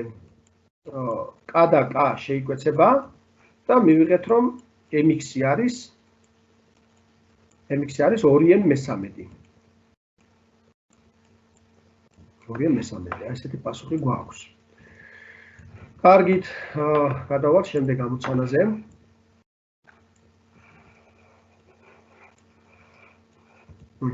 აი, ეს არის ნახატზე გამოსახულია მერხევის სხეულის კინეტიკური ენერგიის დროზე დამოკიდებულების გრაფიკი. ვისი ტოლია ხევის სიხშირე? დააკვირდით, კინეტიკური ენერგია გახსოვთ, რომ ვახსენეთ, ჩვენ სინუს კვადრატი იქნება ან კოსინუს კვადრატი თქო, ნუ ამ შემთხვევაში სინუს კვადრატთან გვაქვს საქმე. საიდან ჩანს, რომ ეს კვადრატია? ნუ პირველ რიგში იქიდან ჩანს, რომ ესე იგი კინეტიკური ენერგიის მნიშვნელობები მხოლოდ ღერძის დადებით მხარეს არის. ხედავთ, ანუ უარყოფით მხარეს არ არის დახაზული. რატო? იმიტომ რომ რადგან კვადრატი არის, ხო, უარყოფითი ვერ იქნება რა. საწყის მომენტში კინეტიკური ენერგია ნულია, მაქსიმუმს აღწევს, როდესაც ალბათ წონასწორობის მდებარეობას გაივლის, ხო, სხეული. თავიდან რადგან კინეტიკური ენერგია ნულია, ესე იგი სხეული გაჩერებულია და მაქსიმალურად არის გადახრილი. მოდი, აი ცოტა დროც დავხარჯოთ და ბარემ წარმოვიდგინოთ რეალურად რა ხდება. ხო, აი ამ გრაფიკის მიხედვით დააკვირდით, აი საწყის მომენტში მაქსიმალურად არის გადახრილი სხეული. რატო? იმიტომ რომ კინეტიკური ენერგია ნულია, სხეული გაჩერებულია, სიჩქარე ნულია. რა მოხდა ნახევარწამში, ხო? აი ეს თუ ერთი წამი, აქეთ ნახევარი წამი იქნება. ნახევარწამში კინეტიკური ენერგია გახდა მაქსიმალური. ესე იგი ნახევარწამში აი აქ ჩამოვიდა ბურთულა რა. მაქსიმალური აქ ხდება სიჩქარე, ანუ კინეტიკური ენერგიაც მან გახდა მაქსიმალური. მერე კიდევ ნახევარწამში ნული გახდა კინეტიკური ენერგია, ანუ კიდევ ნახევარწამში ასულა მეორე მხარეს მაქსიმალურად გადაიხარა და გაჩერდა. ამიტომ გახდა კინეტიკური ენერგია ნული. კიდევ ნახევარწამში ესე ვთქვათ, სიჩქარე გახდა მაქსიმალური, ვინაიდან კინეტიკური ენერგია ხდება მაქსიმალური, ანუ კიდე ნახევარწამში აქ მოვიდა და მე მომდევნო ნახევარწამში დაუბრუნდა საწყის მდგომარეობას, ანუ ამოვიდა ისე უკან, ხო? ერთი რხევა შესრულდა. ანუ რამდენ ხანში შესრულდა ერთი რხევა? 2 წამში, ესე იგი რხევის მეოთხედი, მეოთხედი და მეოთხედი, არა? ხო. და 2 წამი თუ არის რხევის პერიოდი, რხევის სიხშირე იქნება 1/2 ჰერცი. ეთქობა აქეთ აღარ არის ამოცანა.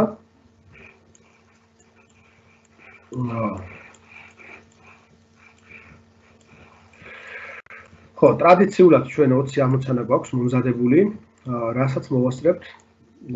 თუ ღმერთმა ქნას და ჩავეტიეთ დროში და 20-ვე მოვასწრებთ, მე შეიძლება დავამატოთ, ეგეც არ არის პრობლემა. ესე იგი, ნახატზე გამოსახულია 0.4 კილოგრამი მასის მერხევის სხეულის კინეტიკური ენერგიის დროზე დამოკიდებულების გრაფიკი. გრაფიკი იგივენაირია, ახლა სხვა რამეს გვეკითხებიან. რისი ტოლია სხეულის მაქსიმალური სიჩქარე რხევის პროცესში? ახლა აქ ძალიან მარტივი ამოცანაა, დააკვირდით. მაქსიმალური კინეტიკური ენერგია ჩანს აქ, რომ ჯოულებში არის, ხო? 20 ჯოულია. თუ მაქსიმალური კინეტიკური ენერგია 20 ჯოულია, ხო? ესე იგი, mv მაქსიმალურის კვადრატის ნახევარი უნდა გავუტოლოთ 20 ჯოულს. 20 ჯოულს და ვიპოვოთ სიჩქარე, არა? მაქსიმალური სიჩქარე. ესე იგი, მაქსიმალური კინეტიკური ენერგიის დროს ხადია მაქსიმალური სიჩქარე იქნება, თუ პირიქით უნდა ვთქვათ, არა? მიზეზის და შედეგი რო არავულებთ. მაქსიმალური სიჩქარის დროს მაქსიმალური კინეტიკური ენერგია იქნება. ესე იგი, მასა არის 0.4, 0.4-ის ნახევარი გამრავლებული V0-ის კვადრატზე არის 20. ბატონო, ახლა ესე იგი შევკეცოთ ეს 0.4 და 2 და აქ იქნება 0.2 და V0 კვადრატი გამოვა 0.4 დავაწეროთ თავზე, V0 კვადრატი გამოვა 20 გავყოთ 0.2-ზე, ხო? ანუ 200 მეორედი შეიძლება ესე დავწეროთ, არა 100. თუ V0 კვადრატი 100-ია, ესე იგი V0 გამოდის 10 მეტრწამი. ბატონო, 10 მეტრწამში. გადავიდეთ მომდევნო ამოცანაზე. მომდევნო ამოცანა, ეს არის 2018 წლის ტესტის მე-16 ამოცანა. გლუვ ჰორიზონტალურ ზედაპირზე მოთავსებული 2 m და 3 m მასის მქონე ძელაკი დამაგრებულია ერთმანეთთან ზამბარით. ზამბარა შეკუმშეს დეთი. იხლეთ ნახასი და შემდეგ ორივე ძელაკი ერთდროულად გაათავისუფლეს. განსაზღვრეთ m მასის ძელაკის ხევის ამპლიტუდა. საუბარი არის აი აქეთა მასის ძელაკის ხევის ამპლიტუდაზე. კი ბატონო. ეხლა დაგვირდით. ესე იგი აი ამ მომენტიდან, როდესაც ესე იგი შევკუმშეთ, ხო, გლუვი არის, თან ხახუნის ძალები არ მოქმედებს. როდესაც შევკუმშეთ ეს ზამბარა დეთი და ორივე ძელაკი ერთდროულად გავათავისუფლეთ. აი მოდი აი ამ მომენტში, აი ამ 3 m მასის და m მასის საერთო მასათა ცენტრი მოვნიშნოთ. იქნება სადღაც აქ. აი ეს მანძილი, აი ამ მანძილთან შედარებით იქნება, სამჯერ უფრო, ანუ თუ ეს არის 3 m და ეს არის m, ეს მანძილი ამ მანძილთან შედარებით იქნება სამჯერ უფრო მცირე, ანუ მოდი ეს აღნიშნოთ x-ით. x მანძილით ეს იქნება 3x.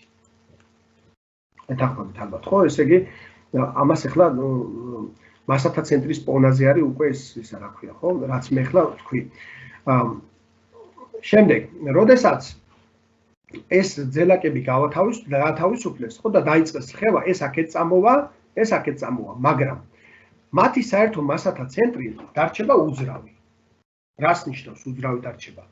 ნიშნავს რომ ესე იგი აი ამ მდებარეობაში დარჩება და რატო იქნება ასე რომ ვინაიდან ხელის გაშვების მომენტში მასათა ცენტრი უძრავი იყო და აი ამ ძელაკებზე და ზამბარაზე, ანუ სისტემაზე გარე ძალა არ მოქმედებს, ესე იგი სისტემის მასათა ცენტრი დარჩება უძრავი, ეს ნიუტონის პირველი კანონი გვეუბნება, ხო? როდესაც ცალკე აღებულ სხეულზე თუ ვიტყვით, მასზე მოქმედი გარე ძალები არ აქვს, ან აბათილებენ ერთმანეთს ეს გარე ძალები, ეს სხეული უძრავია ან მოძრაობს თბილად და თანაბრად და თუ სისტემაზე ვიტყვით, ესე იგი თუ სისტემაზე მოქმედი გარე ძალების ტოლქმედი ნულის ტოლია, სისტემის მასათა ცენტრი იქნება ან უძრავი, ან მოძრავი თბილად და თანაბრად და ხელის გაშვების მომენტში მასათა ცენტრი იყო უძრავი, ეს ნიშნავს რომ არ იმოძრავებს იგი თბილად და თანაბრად და დარჩება უძრავი.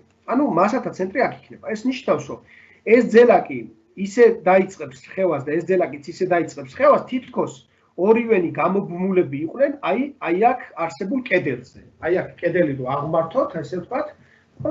აი ამ კედელზე იქნება მარცხენა ძელაკიც და მარჯვენა ძელაკიც თავიანთი ზამბარებით გამობმული და ისე შეასრულებენ, ასე ვთქვათ, აი ამ ხევას. კარგი.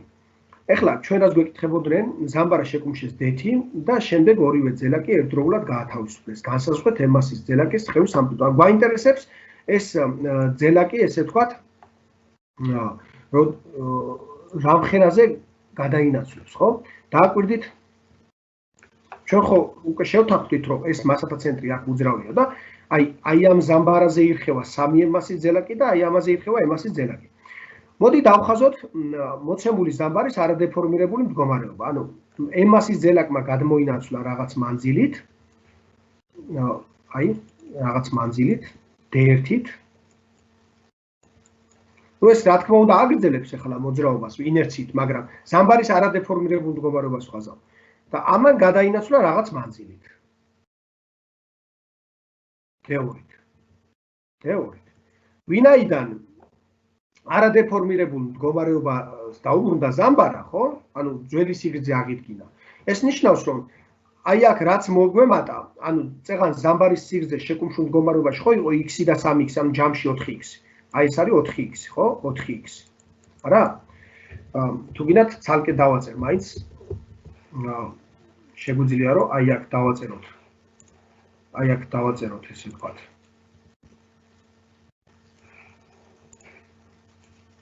სამი-x და აქ დავაწეროთ ისევ x, ხო? აქეთ მხარეს მოგვემატა D2, აქეთ D1 და გახდა არადეფორმირებული და ჩვენ გვახსოვს რომ არადეფორმირებული რო იყო ეს ზამბარა, D1 შეკუმშეს და მერე გახდა ეს სიგრძე, ხო? 4x. ეს ნიშნავს რომ რაც მოგვემატა და გახდა ზამბარა არადეფორმირებული არის D. ანუ D1 + D2 არის D. ანუ მოგვემატა და გახდა არადეფორმირებული მდგომარეობა, ხო? კი ბატონო. ეხლა ერთ რაღაცაზე გავამახვილოთ ყურადღება. აი, აქედან აქამდე დაშორება და აქედან აქამდე დაშორება კვლავ 3-1-თან შეფარდებით უნდა იყოს. რატომ? იმიტომ რომ მასათა ცენტრი ისევ აქ არის და ორი სხეულის მასათა ცენტრამდე დაშორებების შეფარდება მასების შებრუნებული შეფარდების ტოლია, ხო? ეს მასათა ცენტრის ტოლიდან ვიცით. ანუ გამოდის რომ 3x + D1 უნდა იყოს 3-ჯერ მეტი, აი ეს მანძილი 3-ჯერ მეტი უნდა იყოს ამ მანძილზე, ანუ x + D2-ზე. ხო, ეხლა რა ვქნათ? ესე იგი, ჩვენ გვაინტერესებს D1, ხო? D1 უნდა გამოვსახოთ D1. და კარგი, მოდი ჯერ ეს ბევრი რო არ ვიწვალო, აი 3x + D1-ის დავტოვებ და დამატებული 3x, ხო? და დამატებული D2-ის ნაცვლად ჩავსვამ D-D1-ს. D-ისა, რაიცა? ესე იგი, 3-ჯერ D2-ის ნაცვლად D-D1 ჩავსვათ აქ, ხო? ყველაფერი შეგვეშალა 3x და 3D2 და D2-ის ნაცვლად D-D1 ჩავსვათ. აი ეს 3x-ები გაბათილდა და მივიღეთ რა? D1 აქ ტოლობა გამოგვჭა, ხო? D1 ტოლია 3D - 3D1. 3D და გადმოვიტანოთ აქეთ მხარეს და 4D1 არის 3D და D1 გამოდის 3D4. ანუ 3D4 იქნება, ესე ვთქვათ, აი დააკვირდით, აქ ხო შეკუმშული იყო ზამბარა და არადეფორმირებული რო გახდა, პირველმა აი ამ ემასის ძელაკმა გაიარა 3D4 მანძილი, ანუ D1, ხო? ეს ნიშნავს, რომ მისი ამპლიტუდა სწორედ ეგ არის. რატო? იმიტომ რომ აი ამ არადეფორმირებული მდგომარეობიდან მაქსიმალურ შეკუმშვამდე 3D4-ით აქეთ იყო, ხო, წეღან ესე იგი. კი ბატონო. გადავიდეთ შემდეგ ამოცანაზე. გადავიდეთ.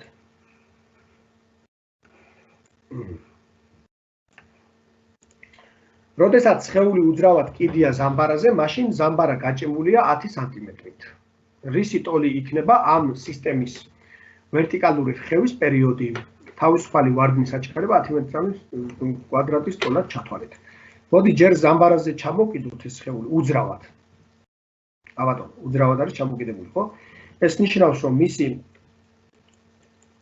ამჟამინდელი დეფორმაცია და სიხისტის ნამრავლი, ანუ KX0 აბათილებს, აწონასწორებს MG-ს, რადგან უძრავია, ხო? და შეგვიძლია დავწეროთ, რომ MG ტოლია KX0-ის. ხო. მერე რისი ტოლი იქნება ამ სისტემის ვერტიკალური რხევის პერიოდი, ანუ გამოვიყვანოთ წონასწორობის მდგომარეობიდან, დავაწყებინოთ რხევა, ვიცით რომ რხევის პერიოდი არის 2p ფესვი m-კასთან. ესეთი ამოცანები ხშირად არის ხოლმე. ახლა შეხედეთ, არ ვიცით m-ი, არ ვიცით k. სამაგეროდ, აი ეს წონასწორობის მდგომარეობაში დაწერილი განტოლება აკავშირებს ერთმანეთთან m-ს და k-ს. ზუსტად m-ი შეფარდებული k რო გამოვსახოთ აქედან, m-ი შეფარდებული k, ხო? ეს იქნება x0 შეფარდებული j-სთან. და აი აქ m-ი შეფარდებული k-ს ნაცვლად ჩავწერ როგორც x0 შეფარდებული j-ს, 2p ფესვი x0 შეფარდებული j-სთან. x0 გავხსენოთ რომ 10 სანტიმეტრია, ანუ ეს არის 0.1. 10-ზე რო გაიყოფ, ანუ j-ზე კიდე ანუ 1/100 იქნება და ფესვი რო გამოვა 1/100 გამოვა ფესვი გარეთ, ხო? და 2p რო 10-ზე გავყოთ 0.2p გახდება. ანუ 0.2p წამი ყოფილა 0.2p წამი ყოფილა რხევის პერიოდი. გადავიდეთ მომდევნო ამოცანაზე.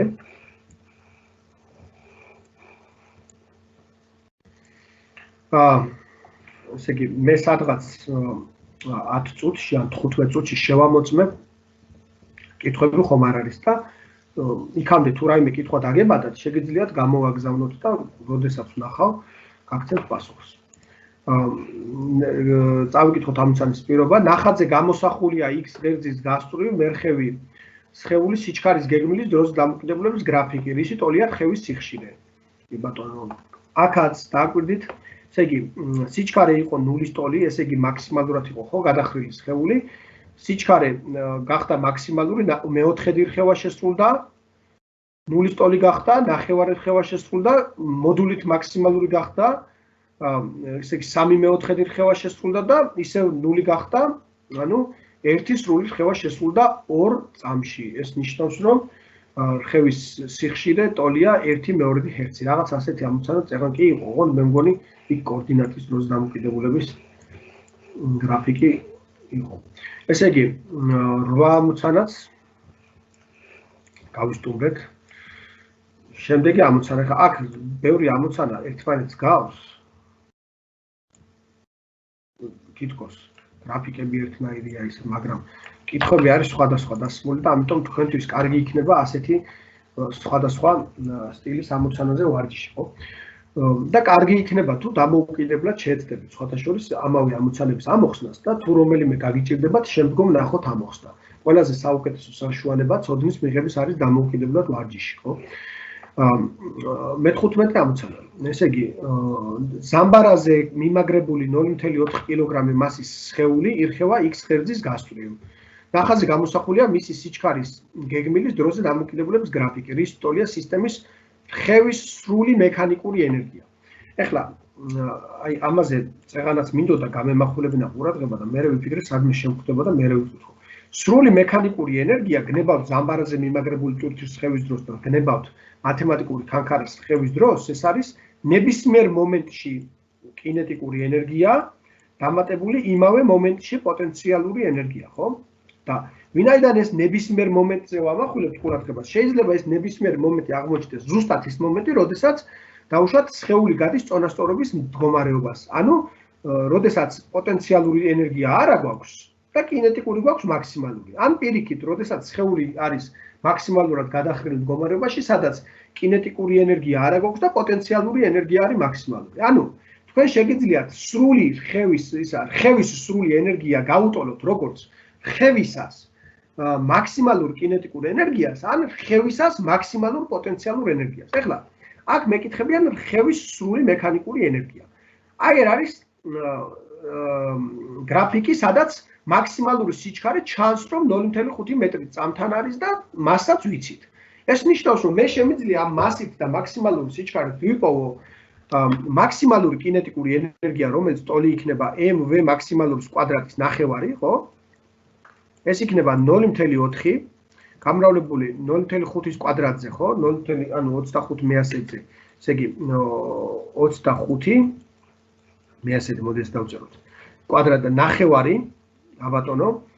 და რა გამოდის ეს? ესე იგი ეს გამოდის 4/25 არის 100, ისა ზევით არის 10, 10 და 100 იკვეცება, აი ეს არის 10 თლიანად, ესე ვთქვათ, ხო? ეს და ეს იკვეცება და ეს არის 1/20. ხო. ზევით რეები წერია პასუხებში. 1 იქ მილიჯოულებში წერია, ხო?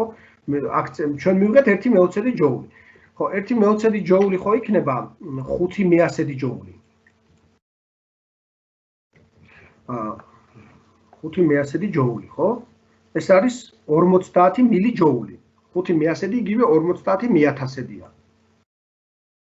50 მეათასედია და 50 მილიჯოული, კი ბატონო. კარგით? შემდეგი ამოცანა. ზამბარაზე მიმაგრებული სხეული ირხევა X ღერძის გასწვრივ. ნახატზე გამოსახულია მისი სიჩქარის გეგმილის დროზე დამოკიდებულების გრაფიკი. რისი ტოლია რხევის ამპლიტუდა. ეხლა ამპლიტუდა აგერ 0.5-იაო, ანუ ესეთი შეცდომა ხშირად არის ხოლმე, ესე თქვა და უნდა დავაკვირდეთ რის რაზე დამოკიდებულების გრაფიკია რა. ანუ აქ არის სიჩქარის დროზე დამოკიდებულების გრაფიკი, ხო? და თუ ეს იქნებოდა კოორდინატის დროზე დამოკიდებულების გრაფიკი, კი ბატონო, აქ მაქსიმალური გადახრა ეს იქნებოდა ამპლიტუდა, მაგრამ ესე მექანიკურად ხშირად უშვებენ ხოლმე შეცდომას და გირჩევთ რომ ამაზე გაამახვილოთ ხოლმე ყურადღება, ხო? ესე იგი, ჩვენ გვეკითხებიან ხევის ამპლიტუდას, ანუ მაქსიმალურ გადახრას წონასწორობის მდებარეობიდან. ეხლა დააკვირდით, ესე იგი, მისი სიჩქარის გეგმილის დროზე დამოკიდებულების გრაფიკი გვაქვს, ხო, მოცემული. კარგი. მოდი ესე გავაკეთოთ. ესე იგი, დავწეროთ აი ამ ზამბარის ხევის პერიოდის ფორმულა. ეს არის 2π ფესვი m კასთან, ხო? 2π ფესვი m კასთან. ამით ეს რაში დაგვეხმარება. ანუ აქ თქვათ პერიოდი გავიგეთ m გავყოთ კაცზე გვეცოდინება, ხო? და ეხლა მოდი დავწეროთ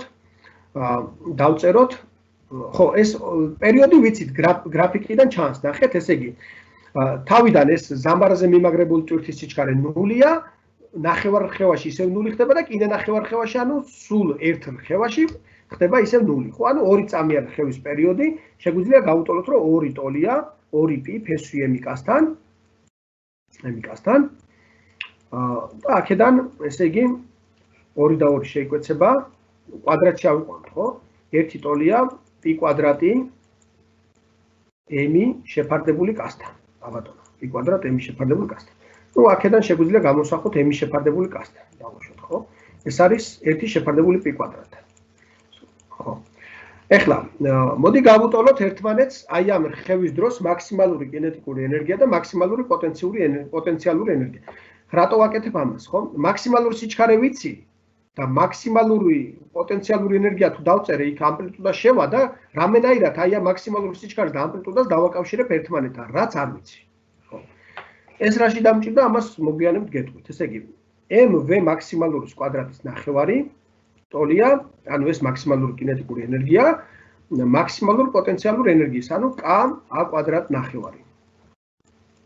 ორები შევკვეცოთ და აი აქ ჩანს რომ ნახეთ წეღან m გავყოთ k-ზე ხო ვიპოვეთ m შეფარდებული k-სთან ტოლია a კვადრატი შეფარდებული v-ნულ კვადრატთან. აი ესე იგი ალბათ ჯობდა ამით დამეწყო, ხა თქვენში შეიძლება გაუგებრობა გამოიწვია იმან რომ რატომ აიდამაც ამით დავიწყე და მე გვეთქვა რომ აი m გავყოთ k-ზე იქიდან ვიპოვოთ, ხო? მე რატომღაც ესე ჯერ ამით დავიწყე. m გავყოთ k-ზე ნაპოვნი გვაქვს უკვე შეფარდებული k-სთან ნაპოვნი გვაქვს, ჩავსვათ აქ და მივიღებთ რომ ესე იგი a კვადრატი შეფარდებული v-ნულ კვადრატთან, ეს არის 1 გავყოთ შეფარდებული π კვადრატთან. ამოვიღოთ ფესვი ვინაიდან ახლა ესენი ყველა ანუ π დადებითი რიცხვია, ამპლიტუდას ჩვენ მოდულს გულისხმობთ, v-ნულსაც მოდულს გულისხმობთ, ყველაფერი დადებითია, ხო? მოდულებში თუ ავიყვანთ, ისა ვიგულისხმობთ და a შეფარდებული v-ნულთან იქნება 1 შეფარდებული π-თან. და შესაბამისად a გამოდის v-ნული გავყოთ π-ზე, v-ნული შეფარდებული π-თან. v-ნული იყო 0.5 გავყოთ პ-ზე, მაგრამ იქ წერია სანტიმეტრებში, აქ მეტრებში არის. ესე იგი 0.5 სანტიმეტრი, აი ეს არის, ხო? ესე იგი 50 0.5 მეტრი, ანუ 50 სანტიმეტრი გავყოთ პ-ზე. 50 სანტიმეტრი 0.5 მეტრი არის, ხო? კი ბატონო, გადავიდეთ მომდევნო ამოცანაზე.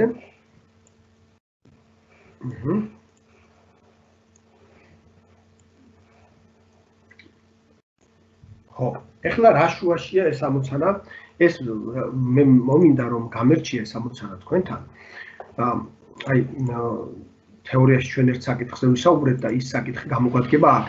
ხო, ეს ამოცანა რა თქმა უნდა ხევასთან არანაირი კავშირი არ არის, მაგრამ აქ ამ ამოცანაში არის რაღაცა დეტალი, რომელიც ძალიან წააგავს ხევით მოძრაობას და აი ამაზე მინდოდა გამემახვილებინა ყურადღება, რომ ეს ცოდნა დაგჭირთ, ასე ვთქვათ. 32 სანტიმეტრის სიგრძის ერთგვაროვანი ძელა კი მოძრაობს ჰორიზონტალური ზედაპირის გლუვ მარცხენა ნაწილზე. ანუ ეს არის გლუვი, ხახუნი არა გვაქვს.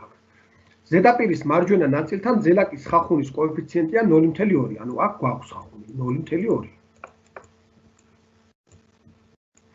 მინიმუმ რა სიჩქარე უნდა ჰქონდეს ძელაკს, რომ მთლიანად გადავიდეს ზედაპირის მარჯვენა ნაწილზე. კარგი. ეხლა დაკვირდით, ხო, ეს ამოცანა ენერგიებით შეგიძლიათ ამოხსნათ, კინეტიკური ენერგია აქვს აქ რაღაცა. თქვათ, მინიმუმ ვენურ სიჩქარე უნდა ჰქონდეს, ხო? ამ კინეტიკურ ენერგიას გაუტოლებთ გადასვლის დროს ხახუნის ძალის მუშაობას. კი, ხახუნის ძალა იქ იცვლება, რაც უფრო დიდი ნაწილი გადაიწევს ძელაკისა აი ამ ქისელ ზედაპირზე, ხო? სადაც ხახუნი გვაქვს. მით უფრო დიდი გახდება ხახუნის ძალა და ცვლადი ხახუნის ძალა იქნება, მაგრამ საშუალო მნიშვნელობა შეგიძლიათ დაწეროთ და ვინაიდან იქ პროპორციულად იზრდება. ესე იგი, დააკვირდით ახლა აქ რა გავაკეთებ. ესე იგი, ეს არის ხახუნიანი ზედაპირი, აი თქვათ, ჩვენი ძელაკის სიჩქარე არის ვენური. და მიადგა აი ამ ჩვენ ხახუნიან ზედაპირს, ხო? ჯერ არ გადასულა. აი ეს მოძრაობა მინდა გავაიგივო, ხო, ეს არაფერში არ დაფიქრდება. მინდა გავაიგივო ზამბარაზე მიმაგრებული ტვირთის მოძრაობასთან, რომელიც ასევე ვენული სიჩქარით მიდის ახლა მარჯვნივ და ზამბარა ჯერ არ არის დეფორმირებული. ანუ ამ ძელაკზე ჯერ მარცხნივ დრეკადობის ძალა არ მოქმედებს. ისევე როგორც ამ ძელაკზე ჯერ ხახუნის ძალა მარცხნივ არ მოქმედებს. ეხლა წარმოვიდგინეთ, რომ აი მე ესე ბევრი რო არ ვიწვალო, აი ამას ესე დავაკოპირებ და აი აქ გადმოვიდან. ეხლა დააკვირდით, წარმოვიდგინოთ, რომ მცირე x-ით აი წარმოვიდგინოთ, რომ ესე ვთქვათ, მცირე x-ით x მანძილით უკვე გადავიდა ეს ძელაკი ჩვენს ხახუნიან ზედაპირზე, ხო? ეხლა ამ ძელაკზე გაჩნდა მოძრაობის საპირისპიროდ მოქმედი ხახუნის ძალა, რომელიც დააკვირდით რის ტოლია, f ხახუნი ტოლია μ გამრავლებული n-ზე. სადაც n რა არის? n არის მხოლოდ აი ამ ნაწილზე მოქმედი რეაქციის ძალა. იმიტომ რომ მარტო ეს ნაწილია ჯერჯერობით გადასული იმაზე, რა ქვია, ხახუნიან ზედაპირზე. თუ ძელაკის სიგრძეს n-ით აღნიშნავთ, ის მოცემულია, შეგახსენებთ, მაშინ n იქნება აი ეგ დავწერთ ცალკე, n იქნება mg ძალის ის ნაწილი, რა ნაწილიც არის გადასული მთლიანი ძელაკისა, ხო? ანუ x-ი გავყოთ l-ზე. დააკვირდით, ანუ თუ ეს x-ი არის და მთლიანი l-ი არის, აი აქ აღძრული რეაქციის ძალა იქნება mg-ჯერ x-ი გავყოთ l-ზე, ხო? და ეს რო აი აქ ჩავსვათ, ზევით რო ჩავსვათ და აქედან გავუდირა, მივიღოთ, რომ ხახუნის ძალა, რაც აღიძვრა, ეს არის μmg x-ი გავყოთ l-ზე. კი ბატონო. ეხლა დააკვირდით, მოდით წარმოვიდგინეთ, რომ ეს ზამბარაც, ზამბარაზე მიმაგრებული ტვირთიც უკვე x მანძილი აქვს გავლილი, ხო? ანუ ეს მაქსიმალური სიჩქარე ცხადია, მათ აღარ ექნებათ, ხო? უკვე x მანძილი თუ გაიარეს, რაღაცა ვედა ეს სიჩქარე ექნება. ანუ ამასაც რაღაცა x მანძილი უკვე გავლილი აქვს წონასწორობის მდებარეობიდან. აქ ხახუნი არ არის, აქ არ გეგონოთ, რომ ხახუნს გულისხმობ. უბრალოდ, ესე იგი, ეს შედის ხახუნიან ზედაპირზე და ეს ზამბარას ჭიმავს. ანუ ამაზე მოქმედი დრეკადობის ძალა, f დრეკადობა იქნება kx. ორივე ძალა მიმართული არის აი აქ მარჯვნივ თუ ავირჩევთ ღერძის საწინააღმდეგოდ ერთ მხარეს, ხო? და დააკვირდით, ესე იგი, აი ეს სიდიდე მიუც, m-იც, ჟ-ც და l-იც მუდმივი რიცხვები არიან და თუ აღნიშნავთ რაიმე k მუდმივი 100, ხო? იმიტომ რომ მუდმივი რიცხვებს აღნიშნვა ხო შეგვიძლია. მივიღეთ რომ ესეც არის kx. ესე იგი გამოდის რომ როდესაც ძელაკი გადადის იმაზე, რა ქვია, აი აქ ხახუნიან ზედაპირზე, მასზე ისეთივე ძალა მოქმედებს, როგორც ძალაც იმოქმედებდა ზამბარაზე, ანალოგიური ამოცანა რომ დაგვესვა, ხო? ანუ ძელაკი გამოგვება ზამბარაზე, იგივე სიჩქარე მიგვენიჭებინა და ეს ზამბარა რო იჭიმება, kx ძალა მოქმედებს, ანუ ეს ძელაკი რომ გადადის ხახუნიან ზედაპირზე, მასზეც kx-ის ნაირი ძალა მოქმედებს. ხო და ესე იგი ზამბარას შემთხვევაში რას ვიტყოდი? ვიტყოდი რომ მაქსიმალურად რომ გაიჭიმება ეს ზამბარა, ანუ როდესაც სიჩქარე აღარ ექნება, ძელაკის საწყისი კინეტიკური ენერგია გადავიდა ზამბარის პოტენციალურ ენერგიაში, ხო? k x² ნახევარში, სადაც არის x-ი მაქსიმალურ შეკუმშვი, ხო? ეხლა თუ ეს ძელაკი ზუსტად გადადის და ჩერდება აი აქ, ესე თქვა და აღარ აგრძელებს მერე მოძრაობას, ამ შემთხვევაში შემიძლია ვთქვა, რომ ძელაკის საწყისი კინეტიკური ენერგია mv0² ნახევარი გადავიდა ვითომ აი ამ ანალოგიასთან ხომ მოყავს ეს აი ეს ძალა, რადგან დრეკადობის ძალის ანალოგიურია, რაღაც kx² ნახევარში გადავიდა, სადაც k აი ეს არის. μ-mg გავყოთ l-ზე, ესე ვთქვათ, ხო? დავუშვათ და μ-mg გავყოთ l-ზე, გამრავლებული. ეხლა ეს ძელაკი თუ გადავიდა და გაჩერდა, ხო? ნიშნავს, რომ გაიარა l მანძილი. ანუ აქაც ესე იგი kx² ნახევარს რო წერ, ეს არის მაქსიმალური დეფორმაცია, ხო? ამ ძელაკმაც გაიარა l მანძილია რა. სხვანაირად ანალოგიას ვერ მოვიყვანთ, ხო? ანუ თუ ძელაკი გადადის და ჩერდება, ესე იგი l მანძილი გაიარა, ანუ ქვემოთ ზამბარის დეფორმაციაც l-ის ტოლია. და აქ l-ის კვადრატის ნახევარი უნდა დავწეროთ. ანუ k, ეს არის k, ეს არის დეფორმაციის კვადრატი და ეს ნახევარი. ესენი შეიკვეცება და აი ასე მარტივად შეგიძლიათ იპოვოთ სიჩქარე, რომელიც ტოლი არის, ანუ სიჩქარე, რომელიც უნდა ქონდეს ძელაკს, რომ სრულად გადავიდეს და გაჩერდეს. ანუ რაზე მინდოდა გაგვიმახვილებინა ყურადღება, ხო? ესე იგი, როდესაც ეს ძელაკი მიადგა მქისე ჰორიზონტალურ ზედაპირს, ხახუნიან ჰორიზონტალურ ზედაპირს და შედის მასზე, ხო, მასზე მოქმედი ხახუნის ძალა ისეთნაირად იზრდება, თითქოს დრეკადობის ძალა იყოს. და აი ეს გადასვლა, სანამ გადასვლის დაწყებიდან გადასვლის დამთავრებამდე მოგვაგონებს რხევას, რომელიც ესე ვთქვათ, მოხდებოდა ზამბარზე გამოგმული ტვირთის შემთხვევაში, საწყის მომენტში ზამბარა არადეფორმირებული რო ყოფილიყო და ტვირთს რო ქონოდა იგივე ვენუს სიჩქარე.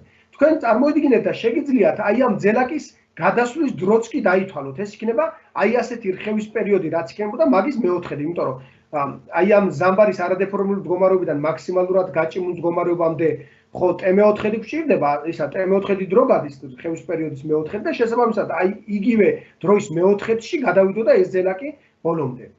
ისე ვიმეორებ, ვიხილავ შემთხვევას, როდესაც ძელაკი სრულად გადადის და ჩერდება მომენტალურად აი ამ იმაზე, რა ქვია, ხახუნიან ზედაპირზე და თუ გადადის ნაწილობრივ ან გადადის და აგრძელებს მოძრაობას, მე ცოტა სხვანაირად შეიძლება იყოს ამოცანა, ასე ვთქვათ რა.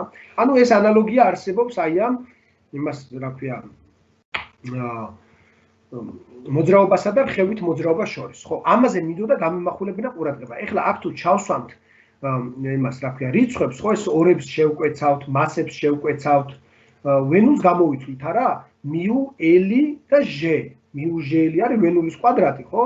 μ0.2-ია, ჟ-ზე რო გამრავლდება 2 გახდება, l 32 სანტიმეტრია, ანუ 0.32-ია და იქ 2 იყო, ანუ 0.64 იქნება პასუხი.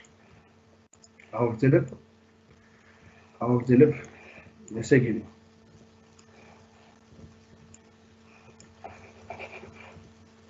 ხო, ჩვენ თქვით რომ კითხვები უნდა შეგვემოწმებინა, ხო?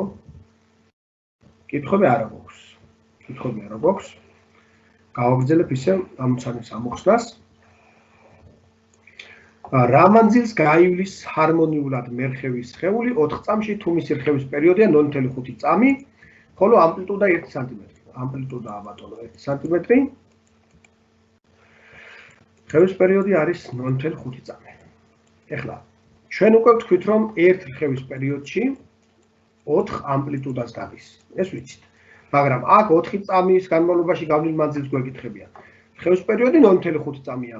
4 წამი 0.5 წამზე 8-ჯერ მეტია. ესე იგი, თუ ერთ ხევის პერიოდში 4 ამპლიტუდას გადის, 8 ხევის პერიოდში გაივლის 8-ჯერ 4 ამპლიტუდას, ანუ 32 ამპლიტუდას.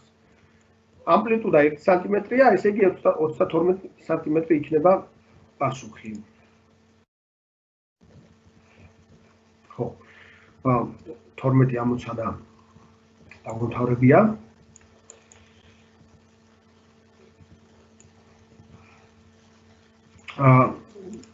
ხო. ეს არის უკვე ტალღაზე. მიწისძვრის ეპიცენტრიდან გრუნტში ვრცელდება როგორც განივი, ასე გრძივი ტალღა.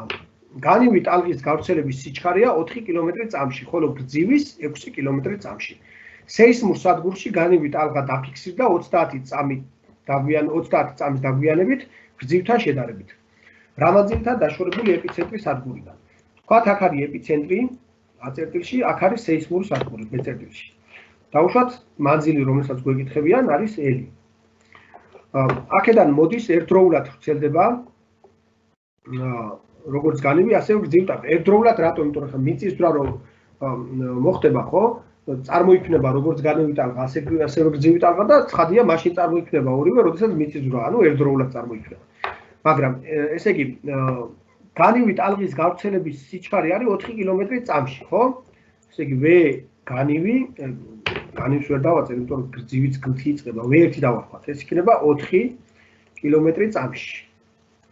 თქვათ, ის მოვიდა T1 დროში. ეს ნიშნავს, რომ L უდრის V1 T1. კარგით, გავაგრძელოთ. გრძივი ტალღის გავრცელების სიჩქარეა 6 კილომეტრი წამში, V2. თქვათ, ის მოვიდა T2 დროში. მაშინ გამოდის, რომ L უდრის V2 T2. V2 სიჩქარე ტალღა მოვიდა T2 დროში, გაიარა L მანძილი. ვიცით, რომ ესე იგი, სეისმურ სადგურში განივი ტალღა დაფიქსირდა 30 წამის დაგვიანებით გრძივთან შედარებით. ანუ ესე იგი, ნახეთ, აქედან რომ ეს დამიწერია. აქ V1 T1 უნდა გვეწეროს, ხო? აქედან რომ T1 გამოვსახოთ, L შეფარდებული V1-თან, აქედან რომ T2 გამოვსახოთ, L შეფარდებული V2-თან, ხო? და ესე იგი 30 წამი არის მათ შორის სხვაობა, ხო? უფრო მეტი რომელია? ეს არის L მე-4, ეს არის L მე-6, ცხადია ეს მეტია, ხო? ესე იგი T1 - T2 არის 30 წამი. კი ბატონო. თუ ეს სხვაობა 30 წამია, მაშინ ჩავსვათ ის ზემოდან L შეფარდებული V1-თან, ხო? მინუს L შეფარდებული V2-თან, გავუტოლოთ 30, L გავიტანოთ ფრჩხილებს გარეთ და ეს იქნება 1 შეფარდებული V1 მინუს 1 შეფარდებული V2-თან და მოდი ბარემ რიცხვებს ჩავსვათ, კილომეტრ წამებში დავტოვებთ და პასუხსაც მივიღებ კილომეტრში, ხო? 1 მე-4 მინუს 1 მე-6, ეს იქნება საერთო მნიშვნელი 12 გავუყოთ 4-ზე 3 მინუს 12 გავუყოთ 6-ზე 2, 3 მინუს 2 1, 1 მე-12. აქ შეგვიძლია L ეს ფრჩხილი წავშალოთ. ხო, ცოტა უცნაური რაღაცები კი დაგვეწერა, მაგრამ არა უშავს. და ეს არის 30. ესეთ წამებში, აი კილომეტრ წამებში, კვანტომ განზომილებებთან პრობლემა არ აქვს და L გამოდის 12-ჯერ 30. L, ანუ აქ დავწერე ხლა ადგილი სადაც არის. ესე იგი L გამოდის 12-ჯერ 30, ეს არის 360 კილომეტრი, ხო? 360 კილომეტრი. კარგია ბატონო, არის ეს ყოფილა სწორი პასუხი. გადავიდეთ შემდეგ ამოცანაზეც, ამოხსნათ.